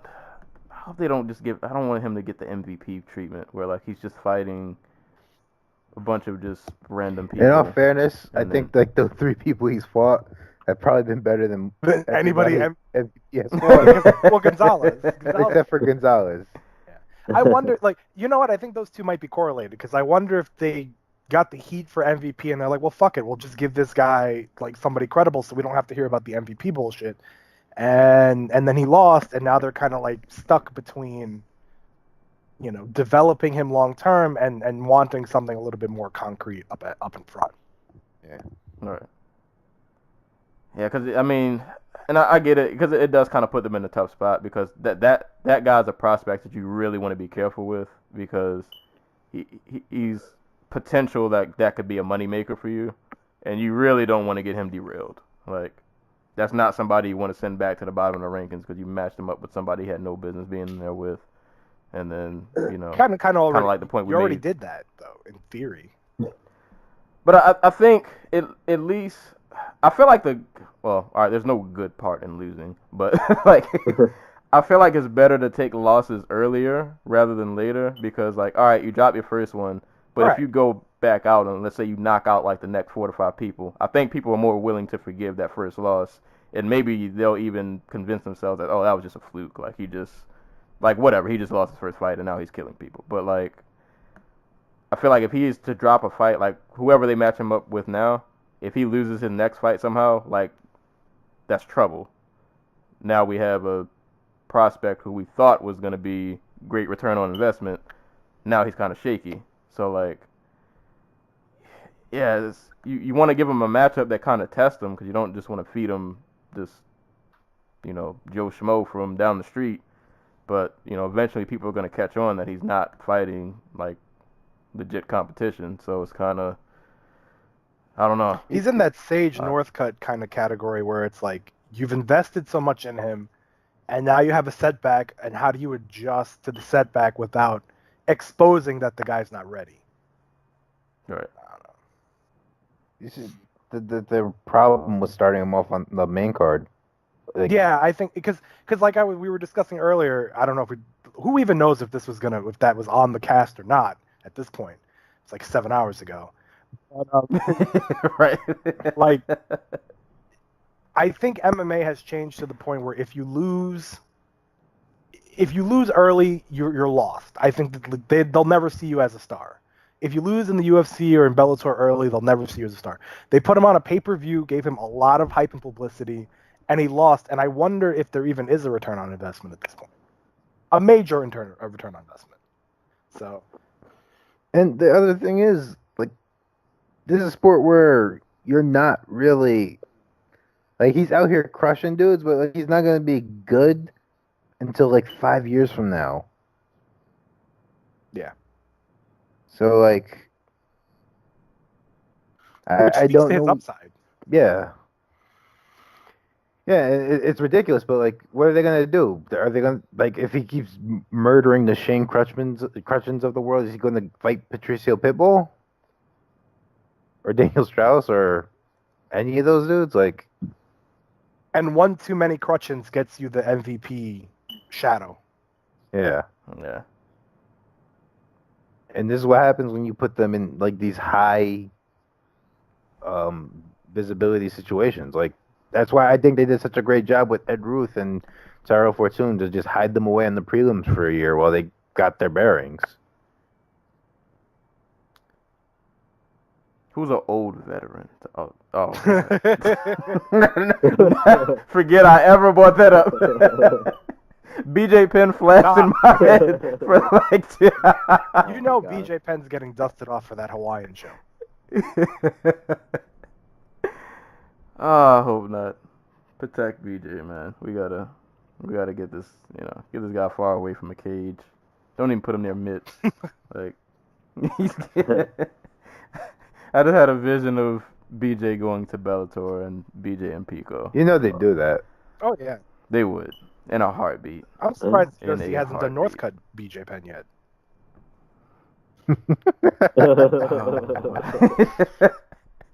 What if BJ somehow won Like that? I don't get the mindset behind that type of matchmaking because nobody leaves that fight happy.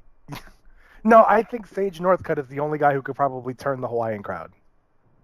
If he beat BJ Penn, he would get them to cheer him. Yeah, it was just like the ultimate baby face.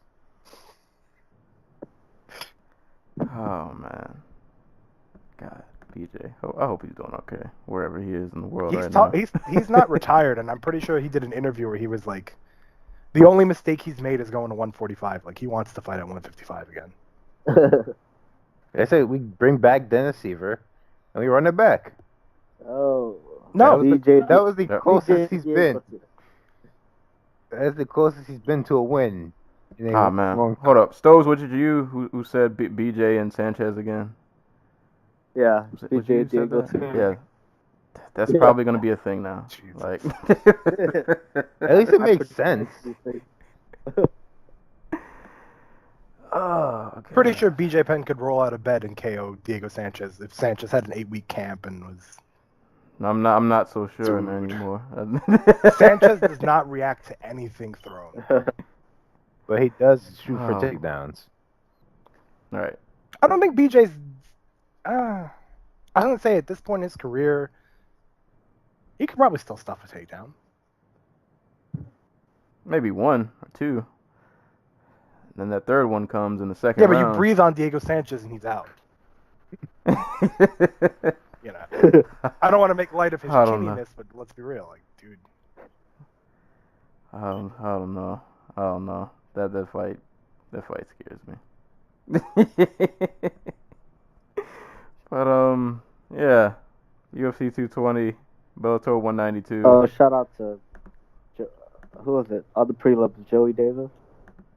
Yeah, with that spinning back kick. Yeah. Oh, Yeah, that was nasty. That was. Isn't that dude like a wrestler? yeah. Hey, way to keep the game well rounded because nobody was looking for a spinning back kick.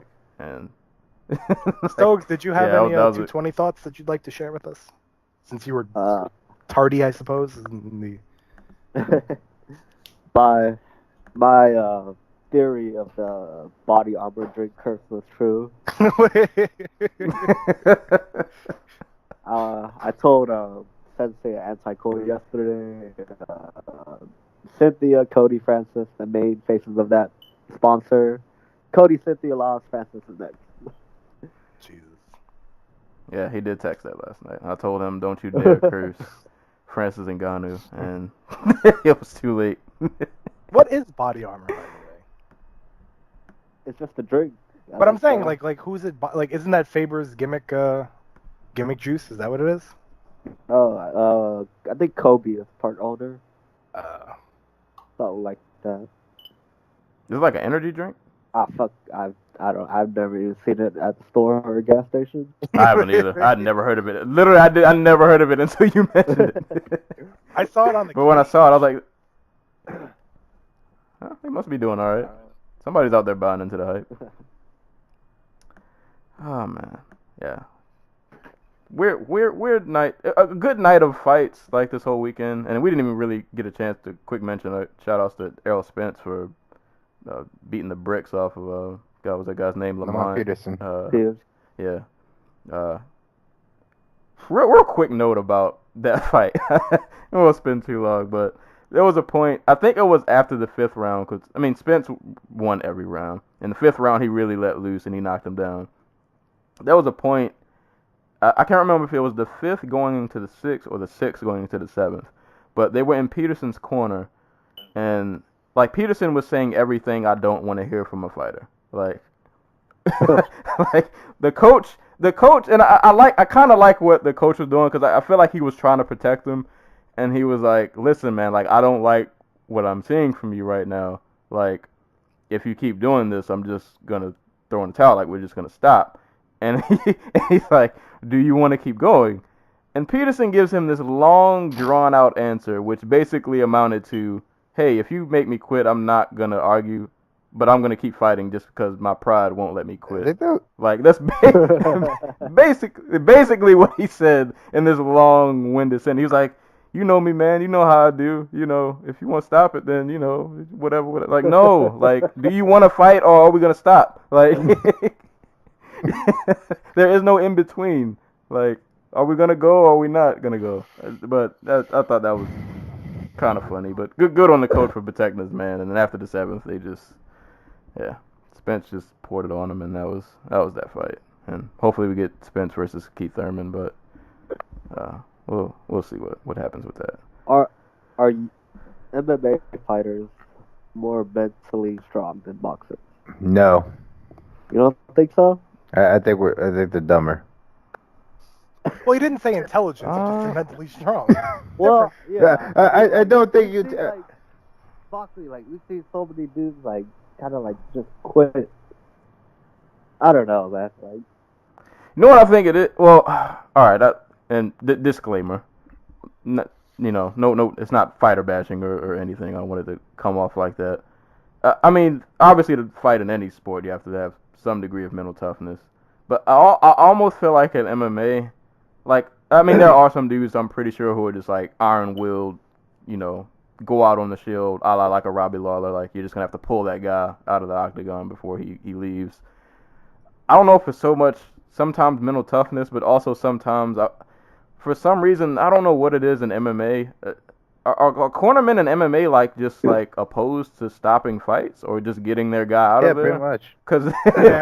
Because there's so many instances where in MMA a guy's just getting pummeled and beaten on, and we all know how the fight is gonna go if it continues, and it just seems like MMA cornermen are so reluctant to just throw the towel in, protect your guy, let him live to fight another day. I want to say it's not even in the unified rules that you're allowed to throw the towel in. I think I've seen Herb Dean pick the towel right up and just let it go. you have to go to one of the medical staff people, and then he will tell the ref to do it, to stop it or something. Yeah, something like that. I can't remember the fight. Somebody threw in a towel. It was Diaz against Thompson. Yeah. And he threw in the towel, and Herb was just like, "Well, I don't see that shit." He just picked it right up and went right back to reffing. I think the difference is in MMA, toughness is like a bankable trait that can get you it could take you places financially. Like, people in MMA fans like the idea of they're just ultra tough guys, whereas in boxing it's well, what does that really mean? Right. So I feel like boxing cornermen too. I feel like they're somehow they're more. I feel like they're more realistic about what's going on in the fight. They understand when their guy's just getting pummeled and battered on, and it's just it's no use of me sending you out to this next round, and you're not gonna listen to my instructions. You're just gonna keep getting punched in the face repeatedly. At this point, it's time wasted. I'm just gonna get you out there, and we'll go back to the drawing board. And it seems like in MMA, it's this mentality of there's no retreat, no surrender. What was that fight from a year or two ago, where in boxing, where the dude was the dad was in the corner, and the other coach was basically had to scream at him dude, I have to save your fucking son. Oh, I don't remember it. God. Because that was he's basically screamed at him your son's gonna die in there. And I think in MMA, the length of rounds in MMA is different than boxing, obviously. So it's if you're a boxing trainer and your guy's not winning and it's the 5th or 6th round, you're not going to let him take 6 more rounds of that. Yeah. Where in MMA, if you're down 2-0 and you're just getting your ass kicked, the corner's always going to be well, it's just 5 more minutes. He could do something in 5 minutes. He can luck into a submission in 5 minutes. So I think that's where the round setup kind of hurts. But there needs to be more corner stoppages. We were talking JDS Kane, and it's why? You ruined Junior Dos Santos. For life. Yeah, what was the guy, Gavin Tucker? It's just stop. Stop. There's nothing wrong with just saying that the fight's done. But and then in MMA, it's oh, you quit. It's grow up, guys. Well, and there's other things that go with that, I guess. You have one boss in MMA, and that is Dana White. Right. And Dana, like you said, this is a sport that appreciates toughness, and probably nobody more than Dana White. And it's just like, and to be honest with you, boxing just, I don't want to like get on the scale of like what is dangerous and what isn't, but like a bad beating in boxing is probably worse than a bad beating in MMA in a lot of respects, because that's just repeated Head trauma. It's head trauma. Yeah, Right. like Prolonged head trauma over 30-something minutes. that's yeah. Like I like the danger between the two is different. It's different. Yeah, it's not better. It's a different kind of, That's not to say that getting pinned to the mat and punched in the face for 3 minutes isn't, or 20 minutes, isn't dangerous. But we've seen a lot of guys in boxing get carted out, and it's a reality that boxing is aware of and that they try to avoid. Whereas in MMA, your ability to take that punishment and get up and do your post-fight interview is always going to be a premium for some people. I'll throw one more thing out there before we wrap up. But do you think? And I don't have the numbers to support this. I could be completely wrong. Do you think also like maybe it's a financial thing? Like in MMA, you're not. I don't know how much like a mid-level boxer makes compared to like a mid-level MMA fighter, but maybe like an MMA guy's like these checks are hard to come by. So I just need to live. Like the chance that I could win this fight and get a bigger check than me losing, like I'm just gonna have to gut this out, and maybe I'll find a way to win by the time the third round comes around. Yeah, because like if you're a journeyman in boxing, like, and you're just like a professional guy. Yeah, professional opponent. Basically. Yeah, there will always be somebody out there for you that needs to be built up, and you can make a quick dollar off of, In MMA, like, professional guys are in the UFC, and they're always like, they don't know when their careers are at the will of somebody else, because you go from making $10,000 back to fighting in a barn in the middle of Iowa, like it's such a drastic change, right? And honestly, there are just way less MMA cards than there are boxing cards. Yeah, where you guaranteed to get paid, because you can be like, and you don't have you to could wear, you don't have to wear Reebok. You could be a junior Albini. I'm saying you could be a junior Albini and be fighting on regional cards and never get paid. Yeah, like there's no guarantee in boxing that would be an issue, but in MMA you always see these MMA cards that start up, and I'll never forget.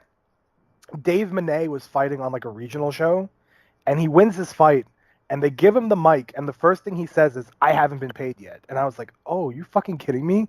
Like you're in the main event and you haven't been paid?" And he's like, "They haven't," and they're like, "No promise of payment." And I'm just like, "This is being streamed on like internet pay-per-view. Like you need to tell me that this guy has no guarantee of money? Like it's different. It's a different lifestyle." Emmanuel Augustus made a living as like an ESPN professional opponent. So you can always think his way to decisions. Yeah, like you just entertaining. And like Darnell Wilson was another guy, the Ding-a-ling man.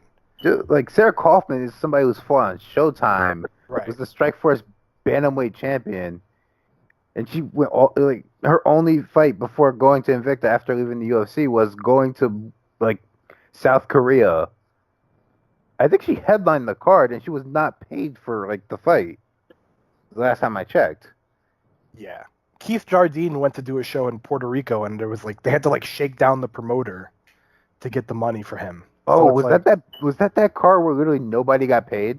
Yeah, like but you those are the stories you hear in MMA. You don't hear those stories in boxing. I do not want Jardine running up on me shaking my pockets. Nah, not that guy. All the people like you want to talk about some real fucking serious business. That would be a guy who'd scare me. That's a scary dude that walks through your door. You don't want to see that. That's not good. So this was a great conversation, by the way. I'm just saying, it was. Level. You know what I'm mad about too? I always keep my timer to keep track of time, and I think like I accidentally hit pause, so I have no idea how long this podcast episode. I think we're on 3 hours now. There What we was go. what's the That one sounds we about did right. before? It was like the Poland card that was like 6 hours of nothing. We We're talking about the fact that we managed to talk for like 4 or 5 hours about that card is insane. That's to me. a testament to our talent. we should have got paid for that one. I mean, 3 hours isn't bad. Actually, I figured we'd be a little over I think we that. did an hour and a But, half for like the Madison Square Garden card, but it took us 5 hours to talk about Poland and Oscar Piechota. But before we wrap up, I don't know if we're ready, but I'll just throw it out there. Since all four of us, God damn it. What's the secret, damn it? same place, same time. Are we doing the secret? What's the secret? Are we ready? I guess. You guys are kicking me out? It's a fucking beauty. Oh my God, no, we would never do that. You have any queued up, guys? What? Oh, You have any? hold up. Since you're both here, I do not have any queued up at the moment. I have one. Be my guest. All right. So you know what? I need to let you explain these first though, because you discovered these. I just followed down the rabbit hole. All right. Because I don't know. I don't remember how you even came across these. It better not be marble racing again. No. Hey, that marble racing was awesome. Wait, what are we doing here? I'm like the Mr. Krabs meme now. Everything's a blur. What are we talking about? Also, the Winter Olympics are coming up. Yes. Yes. But to the surprise, so, well, how do I explain how I came across this? Way back in the day. Well, not way back. When did GSP fight Nick Diaz? 2013. Right. Why do I know that? No idea. But Pivotal moment. Thanks, by the way. But I learned around that time that there is such a thing as MMA fan fiction. Oh my. Yes, and there was a lot of slash fiction between Dana White and Nick Diaz. And I told Are we Mike talking? Wait a minute. Hold on. Time out now. Just so Yeah, I'm clear here. yes, Just so I'm yes. clear here. Are we talking erotic fan fiction? Oh, Is hell that yeah. what you're... All kinds. And I pointed this out to Sirius Sensei once, and as a result, we got into reading a few of them after we had recorded one during one session, and we figured it'd be nice if we shared them with you guys. Oh my God. There's one in particular you have to read. I mean, I'm here. This one is entitled Chael Sonnen versus the World. I'm trying to find an excerpt just to give you... Oh, Lord. Because this one, there was so many... Whoever wrote this... Who wrote this? Whoever wrote it is well read because That's what I was about to say. Was it well written? Yeah, whoever wrote this, like, has Chael's mannerisms and, like, things that he would actually say, like, down to a T. God, I don't see... The site I'm on is called MMAfanfic.com. This was written back in, like, 2014. So whoever wrote Chael Sonnen versus the World, I don't see your name on the page, at least where I'm at. But, shout outs to you. So I'm just gonna read this quick quote. So basically the story starts off, Chael's just trying to find his next fight. And I'm just gonna read this little excerpt. So and just picture this in Chael's voice. I can't do a Chael impression, but since my victory over Shogun Rua, there's literally no opponent for me in the UFC. There's literally no man alive who can better me. Canada isn't a man, John. It's an entire nation of men. These men might wear beards, plaid, and chop logs ironically or unironically, but no man, lumberjack, hipster, or otherwise can contain me. I'm the most dangerous man on the planet. John had shrugged, but Chael inhaled deeply and held forth in a staccato. Men eat their vegetables, John. Vegetables make men strong and supple. No man eating his vegetables would ever die in Canada. A true man can distinguish his wife from his hat, his Bud Light from his Coors Light. And then they continue to have this conversation. I'm going to scroll down. Chael gets into, what do I call this? A skirmish with Lyoto Machida. So the scene sets up, he meets Machida at like a book signing because Machida has a book out. Jesus Christ, what is it called? It was the most typical Machida sounding thing I've ever heard. Anywho, Chael had been swaggering through the mall, marveling at all of the premium retailers, Victoria's Secret, Pottery Barn, Simon's, Target, and of course Pinkberry. Suddenly Chael stopped. There was a massive crowd outside the Chapters Indigo bookstore. Strange, Chael thought. Wasn't Print dead? Chael squinted. It was mixed martial artist and newly minted middleweight contender Lyoto Machida. A line of fans to Chael's view, elderly women, frail nerds, and other karate practitioners were lined up to get their copy of Machida's Karate Do mixed martial arts technique signed. Despite being ignored by literary critics and scholars, the book had generally received excellent reviews on Amazon, including a 5-star rating, and a breathless review from user Dulce, who reported, "I purchased this book as a gift from my Machida-crazed boyfriend. It arrived well in time for his birthday. He's in love with it. I had no idea how informative and well done this book was. Kind of makes me regret getting it, as now my boyfriend wants to try all the moves he's reading about on me. Very impressed by this book and highly recommend it to anyone who's a mixed martial arts fan." So basically they get into the ground. Oh, the book is called Enter the Dragon. Did we just miss a thing about spousal abuse right there? We did. that was the whole thing.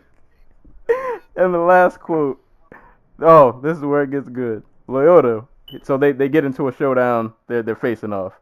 Lyoto, you are the worst martial artist I've ever seen. Calling you a martial artist is actually an insult to all martial artists.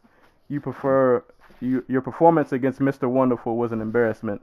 I don't know how you can sleep at night knowing that Uncle Dana gave you lumbering tin cans like Henderson and Bader to prop up your crap counter-striking in the octagon. In short, you suck, Brazil sucks, and you can suck my ... Machida interrupts, yelling out Sonnen, jumping to his feet, sending copies of the Machida book flying everywhere. The startled fans gasp. The air was electric with aggression and a musk of dragon stick. And then they square off in the parking lot. And, you know what? Because you guys need to read the rest. I won't spoil the ending. They go fight it out in the parking lot. So, MMA fan fiction is very real. It's a very real thing. That was not even the most surreal one. Well, wait, when you mean fight it out, you mean physical, like a fight, or you mean what I was worried about or concerned about? I thought this was going to go in a really, really, really scary direction. No. They fight. There is some out there. I mean, there's some that get worse. Well, I mean, like, if you ever wanted to read about how Conor McGregor and Shawn Mendes would be as a couple, there's a story for you, my friend. No thanks, I'm okay though. Kevin James also makes a cameo in this. In which one? The Conor Mendes one, or the one we're talking about right now? No, the son. This one I just read. Well, you know, it's interesting. Like, I don't know if you guys are familiar with what is it, World of Mixed Martial Arts? No. The game? You've never played the game? It's by the people who made like the Wrestling Empire series. Basically, you can control the UFC, you control your own MMA promotion. It's like a sim game. And I do know of people who run like full leagues with their, like, they create their own rosters and they do similar to this, like recap the fights that happen, and do press conferences, but I've never heard of a fan fiction like that. No. Like nothing on this level. Oh, it's real. I'm not sure it exists. I'm gonna leave a link in the description to this website. I know there are more. This website alone has like 5 or 6 stories, at least on this page. So Got Chael Sonnen versus the World, Joe Rogan's last visit to the post office. What? UFC 183, A Worthy Man Bun, Part 1 and 2. You know what though? Like that was actually pretty. That was not a horrible horrifying story. So Oh no, I'm saving those for later. I see. We're gonna start reading these at the end of it. Dude, I want to get the guy who wrote the Conor McGregor Shawn Mendes one. Let's interview him. I want to click on this about page to see. Oh, see, no, it doesn't. No, it just says MMAfanfic.com is written by the people and for the people. These stories are work of fiction by fans. No profit. Oh, see, because they don't have any. I don't see like the author's name because I really want to give these people credit. But I'll leave a link down there. It feels though. like we're torn So, between being impressed and being critical. Oh no, it's weird. I mean, no, I'm saying like It's- because I've seen dudes do like full like fighter organizations that for like 3 years, and I'm just like, wow, you have more skill and time than I do, my man. And they're well written too, and it's like I would recommend WMMA for anybody who wants to have like a. If you ever played like out of the park baseball, it's similar to that, but for MMA. So if you ever want to try that, it's well worth the time. But it's definitely not Lyoto Machida and Chael Sonnen having a fracas in a parking lot. In West Edmonton. West Edmonton. You know what's weird? I like that had to have been written after August of 2013 because Machida Davis was in August. Yeah, it was 2014. This was written. Yeah, it went up September 2014. So this story might have been in the works for like a year. They were waiting their whole life to Hey, unleash the if fan it's fiction. well written and it's creative, good for you. Hey man, this is the thing. We're gonna start reading these at the end of every episode. Is this going to replace movie reviews? I mean, I saw The Shape of Water on Friday. Yeah, no, I'm not. Nah, What? brother. What? What do you have against Fishman? Fish what? Fishman. And Sally Hawkins. I have zero interest in a movie based on man-fish relations. Sorry, fellas. No, It was weird. It was weird when they teased it in Hellboy. It's weird now. It's so much weirder. Oh Lord, did we scare Stoges Yes. off? Wow. He dipped out. I think, you know what, though? Like, I was under the impression we were going to hear some really creepy shit. So he probably, no. he was smarter than I. And was like, I mean, if you want the summary of what I was going to read. I'm going to assume without hearing it that I have an idea of what it's about. Well, okay. McGregor starts dating the only guy that he's lost to. When Joe Duffy gets sick of his trash talk, can McGregor win Joe back? And then it has fight predictions for that But card he that wasn't was the coming only up. guy he lost to. This was back in 2015. He lost to, what was the rush, what was the guy? The flyweight who. Crap. Take your live Stokes. No, he left. He was smart. He got out of here. He got out of here when it started. I like how I'm thumbs downing a story based entirely upon the inaccuracy of the plot. What is it? Arch Temejaj Sintenkov. It's like Sentenkov or Sendelnikov, whatever. Yeah. Oh man. Well. I mean, since we're here, we might as well hear the Shape of Water review. Am I correct? It was great. There was parts of it I didn't care for. Most of it I liked. Parts I loved. I'm very upset there was no Fishman dong. Can we make a drop of that? Yes. I feel like that's got to be the lead-in to the podcast. Well, like, here's the thing. Like, Sally Hawkins is naked within, like, the first 30 seconds of the film. But nobody wants... But you're concerned about Fishman dong. Well, no, I'm just like... Because they stopped the film, like, in the middle because they have sex. Like, her and the Fishman. And she explains to Octavia Spencer. And you like this movie? I thought it was amazing. Your only complaint was that there was no fish cock. No, I have other complaints. Well, the main complaint we've heard so far is the lack of fish cock. Well, I don't want to spoil it for you. All right, I understand. Well, I'm never going to see it, but we may have listeners who might want to. All right. So I don't want to spoil it for anybody out I'm there. with the If we didn't lose all of the listeners I already. gotta admit, I think that knowing So- the MMA fan base, I think this last 20 minutes lost everybody. Stoges liked it, so there you go. You like No, I think Stokes ran. the movie That's or the really good. Fishman dong? Well, there was The no movie or Fishman dog to like. Okay, well, can we point out that Fishman dong sounds like a dude who could be on a Road FC card? Yes. I would root for him. I mean, how could you not? We definitely just lost everybody. I'm just pointing out that like this is what we're. First off, the MMA fans are not well read, so we lost them when we started doing the fan fiction, and then we lost them with Fishman dong. I think we won them back with Fishman dog. Shout out to the 3 people that are still There listening. are MMA fans out there who are avid. Somebody is going to Tapology right now to look up Fishman dong's record. So, I can't.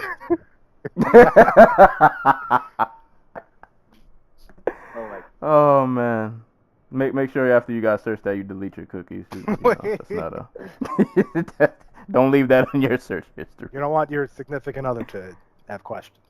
Yeah, that's not a question that you want to. Yeah. All I can say is Guillermo del Toro has a thing for fish. That's You all. have a thing with people falling in love with monsters. Yes, that too. Well, I mean, apparently it's. I Take- guess it's working. Take The the movie did reins pretty on. good. Well, Look, this didn't is your podcast. Take the reins on it and get us back out of this ditch that we're like stuck in. This is not a ditch.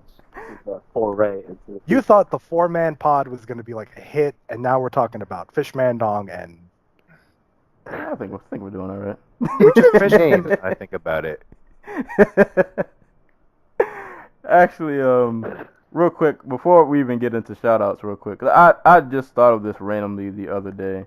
So mainly, like, I mean, I know we post the episodes and hintity hint. We post on YouTube, SoundCloud, Google Play, iTunes. If you're on iTunes, please rate, subscribe, all that good stuff. But for the first time, like, I actually went on SoundCloud to look at, like, the stats and everything. So I gotta give shout-outs to some cities and places that are apparently listening. So the top countries that apparently listen to us are USA, of Sweet. course, I would hope. Japan. Oh, Wait, wow. what? Japan. And India. Japan and India. What? So these 3 cities I'm going to give a shout out to. You guys thought I was bullshitting when we were shouting out Super Fight League, and look. By the way, they're coming back. They're coming back, but they. Oh yeah, I did Did see you that. see the trailer for it? That actually made me very uncomfortable. I did not, but It I looks did not. like there's some bare knuckle fighting in there. oh, And there was like a dude. They did like there's like some grappling, and some guy there was no gloves, so I'm assuming it's like a bare knuckle deal. And some dude was choked unconscious, and his head hit at such a violent, like, the perfect definition of force. Like the way it hit was so awful, and everybody was just like, oh, and I was just like, oh no, this poor guy for like no money. So I'll link the trailer. I didn't link it on my Tumblr because I was genuinely like uncomfortable with the level of like bare knuckle in it. is it the season 2 contenders thing? Yeah. They got the uncomfortable ring girl. Oh, dude gets dropped in the gym. Ooh. Dude gets pounded on in the gym. Dude falls through ropes. Oh, oh wait, no, he's wearing gloves. Okay. Well, hold on. Before you guys mention the brutality, let me Go shout ahead, out keep these, reading. these He's gonna good watch people the trailer. who hopefully we haven't lost already. No, India's gonna be around. So Oh my God, In the he's last dripping from his 7 nose. Oh, in the last 7 days, these are the top cities who have contributed to listening. So shout outs to Ashburn, Virginia. You guys are number 1. Number 2, Tokyo, Japan. What? So Hey, hey man, shout outs to you guys. that's crazy. Tokyo, Japan is number 2. Number 4 is Oakland, California. Number 5 is DC. And number 6 is Jeffersonville, Indiana. And then just shout outs to these other random cities. Stoves, I'm going to give you credit for all of these California cities that have all popped it's a up. draw. Really? so What like else? there are like 5 or 6 of them. What? We got Pittsburgh, California. Was it Cupertino? Yeah, Cooper. Concord, San Leandro, Hayward. Shout outs to Graysonville, Maryland. I live in Maryland. I have no idea where that is, but shout outs to y'all. I have no idea where that is. And Maryland is not a very big state, but wherever Graysonville is, appreciate it. We got people in Queens, Irving, Texas, Charlotte, North Carolina, Hyattsville, Maryland, Columbia, Maryland. Shout out to Columbia, Austin, VA. So there have been people. What was number 3? Oh, let me go back. Number 3, I think, was Oakland. Oh. So Stokes is underpaid then because he's bringing in all these listeners. Yeah, three was Oakland. Those are like all And, like in the Bay Area, and like I'm in like the Central Valley. And like I would give a shout out because it also breaks down the top actual listeners, but the people have profiles but they don't have names. So user 708-635-594. You're at number 1 right now. This man is having a heart attack. Dude, like this is like it's really graphic. Like, why are they fighting in a gym? Like I don't know it, but I was gonna link. I was like, oh, this like SFL. I love SFL, and I was watching. I was like, oh man, I need to find a new favorite org. Oh man. Yeah, we gotta wrap this up. We have gone off the rings. It's been fun though. Charlotte, you listen to us. Charlotte, we apologize for this Fox card. It's not good. Yeah, you got any other interesting? Huh? Oh, what'd you say? No listeners from Stockton. Let me see. There were a bunch of cities that were just jumbled up in the middle. Let me see. Washington, D.C., Hayward, Pittsburgh, Cupertino, Concord. I'll start at Cairo, Egypt. No, I do not see. Oh, we got San Francisco. I'm very upset there's no Jersey on that list. I'm gonna have to go beat some people up. We got the I Bronx. was actually thinking no Europe, so we must have really killed it with that Poland podcast. Like we killed that territory. They were not happy about what we had to say. We got one listen from the Ukraine. Sweet. Big Vitaly fans, big Vladimir fans. So appreciate that Tokyo stat's awesome though. Shout out. Yeah, to that's Tokyo. interesting. I think I might know who that is. Oh, it's one dude? Yeah, like I have no idea like what the scale on these is. I know there's somebody on Tumblr who I speak with sometimes who is American living in Tokyo. Oh, cool. Well, thanks to him then, I guess. I hope. Shout outs to everybody then. Appreciate. No Peru listeners, man. No Peru, no Jersey. I know, right? We'll get them. We'll get them. I mean, we got some Jersey surrounding areas. We got a few cities in New York, and y'all are like right next to each other. So it's only a matter of time. We'll get in there somehow.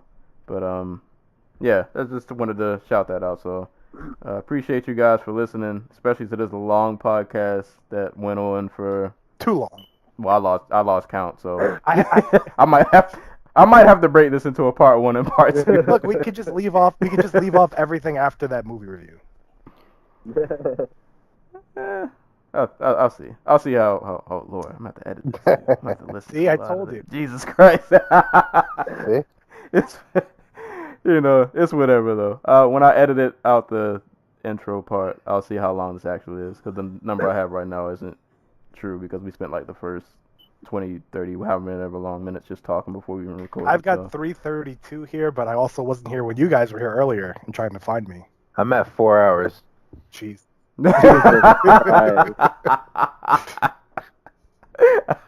To be fair, we had to cover 2 cards. We had a great discussion about boxing and man, if you whoever gets through this 4 episodes, please comment because I just want to send you a thanks. Please comment if you sat through this, even if you sat through like 2 hours. If you sat through the 4 hours that this podcast has gone through, you can be on the you can be on the next show. We should pay. Right. Please comment. We gotta give you a shout out. We just gotta make So- sure you're alive at the end of it. Yeah, comment. Right. But I guess we'll just we'll go on real quick. I don't want to drag it out too long. We'll just do last parting shots and shout outs. Well, let me bring up my sticky note because this was the one thing I did write down. Well, I guess we already mentioned Big John. Shout out to Big John. He did good on commentary. So really, I guess my only parting shot slash shout out. Shout outs to hope I'm saying this gentleman's name right. Tan Lee. He fought at LFA 31 on Friday. He is now their interim featherweight champ. I believe he was also on Dana White's Contender Series. Tough. Yeah, and didn't he won his fight on Contender Series? Yes, right? he did, and he was like one of those guys who they didn't bring in. That was kind of Yeah. little confusing. He won his fight and didn't get a call, but either way, he found his way in the LFA. He won that main event by TKO. Some people were kind of pissed at the stoppage, but you know, it is what it is. So he'll be fighting. Or they're hoping to unify the belt. God, what is their champ's name? Is it Aguilar? I cannot Kevin remember Aguilar. his first name. Yeah. So Kevin Aguilar is the featherweight champ. So they're hoping to unify the title in the interim. So shout outs to him. It was a pretty good performance. Nice KO. And maybe if he wins that fight against Aguilar, maybe he'll actually get the call this time. We'll see. But shout outs to him nonetheless. And really shout outs to that whole card. It's a pretty good card. I actually did go back and watch it. I guess shout out to Shang Janang, who headlined the One Championship Kings of Courage card. She won I think it's the strawweight title. I can't tell what their weight divisions anymore. She beat Tiffany Teo, 4th round TKO. And shouts to that dude at the end of the Super Fight League video who's getting choked out and it has a heart attack. Yes. I hope you're alive. I don't mean to laugh. I was just, Jesus Christ. No, he is convulsing. Like, Dude, it's a very uncomfortable video. Oh man. So, who's next? Does the next part? Stoges or you?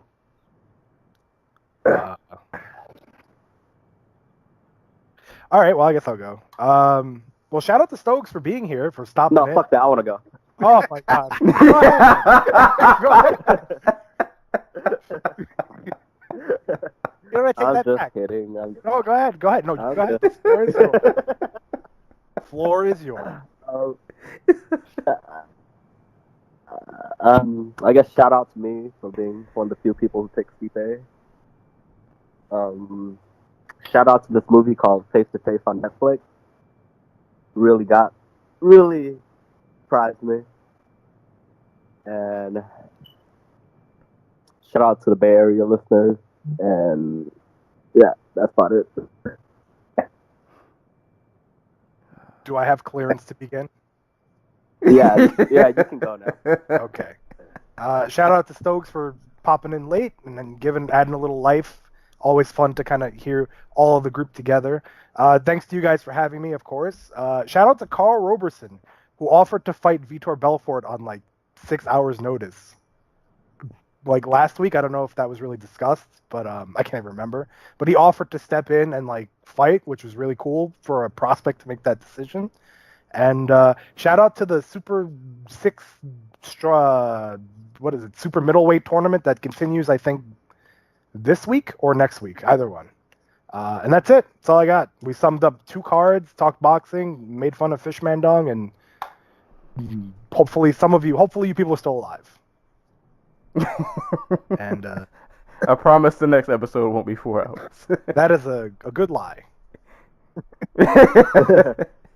We'll try. We'll try. That We'll is give a our Dana White hardest promise. effort. It won't be 4 hours, but it'll be 3:58. Yeah, well, you know, a We'll minute keep- for a moment of silence for those. All right. I literally probably will break this up into 2 episodes. But and, anywho, another shout out, rest in peace, Fredo Santana. oh yeah, I yes, did see that. true. And he had a seizure, right? Yeah. Yeah. think? Okay. I think brought about by Lean. So Oh, yeah. That lean is no joke, man. Yeah, but yeah, rest in peace to Fredro. So yeah, that was 4 hours of entertainment. You know. Some would say. Yeah, debatable, I'm- but I'm so glad I came in here late. Why? So we did all the work, and then you jump in, get the shine, and take all the credit, and then shout yourself out by the late that we didn't notice that. Yes, exactly. Oh man, but it's been an awesome episode. I'm glad we finally got all four of us. Well, I did say that the time the four of us would get on that the episode would be really, really long. So in that regard, I didn't lie. Like I kind of told you guys this would happen. I just didn't think it was gonna happen at this moment. But hey, life happens fast, and Main event. you guys have to deal. Main with event it. always goes on So. last, as they say. All right. But appreciate you guys for sticking around this long. As always, you can be listening to this podcast on YouTube, SoundCloud, Google Play, iTunes. If you're on iTunes, please rate and subscribe. If you have emails, questions, concerns, you can send those to dojotalkpodcast@yahoo.com. And we got cards coming up next week. So more episodes will still be coming. It'll probably take you like 2 days just to listen to this one episode. So send it to your friends, and if you're really good, send it to your Right. enemies. I mean, at best, you know, if you're at work, we've got you through half your day. Yeah, already. we got you to lunch, Like, dinner. Half of your shift should already be over. So, Although, are you really gonna want to eat after thinking about fish dick? Because I don't think you want to eat. Oh man, but anyways, thank you guys for listening. As always, anytime people are being punched and or kicked in the face, we'll be there to talk about it. And hopefully we catch you guys soon, and we'll catch you guys later. Peace.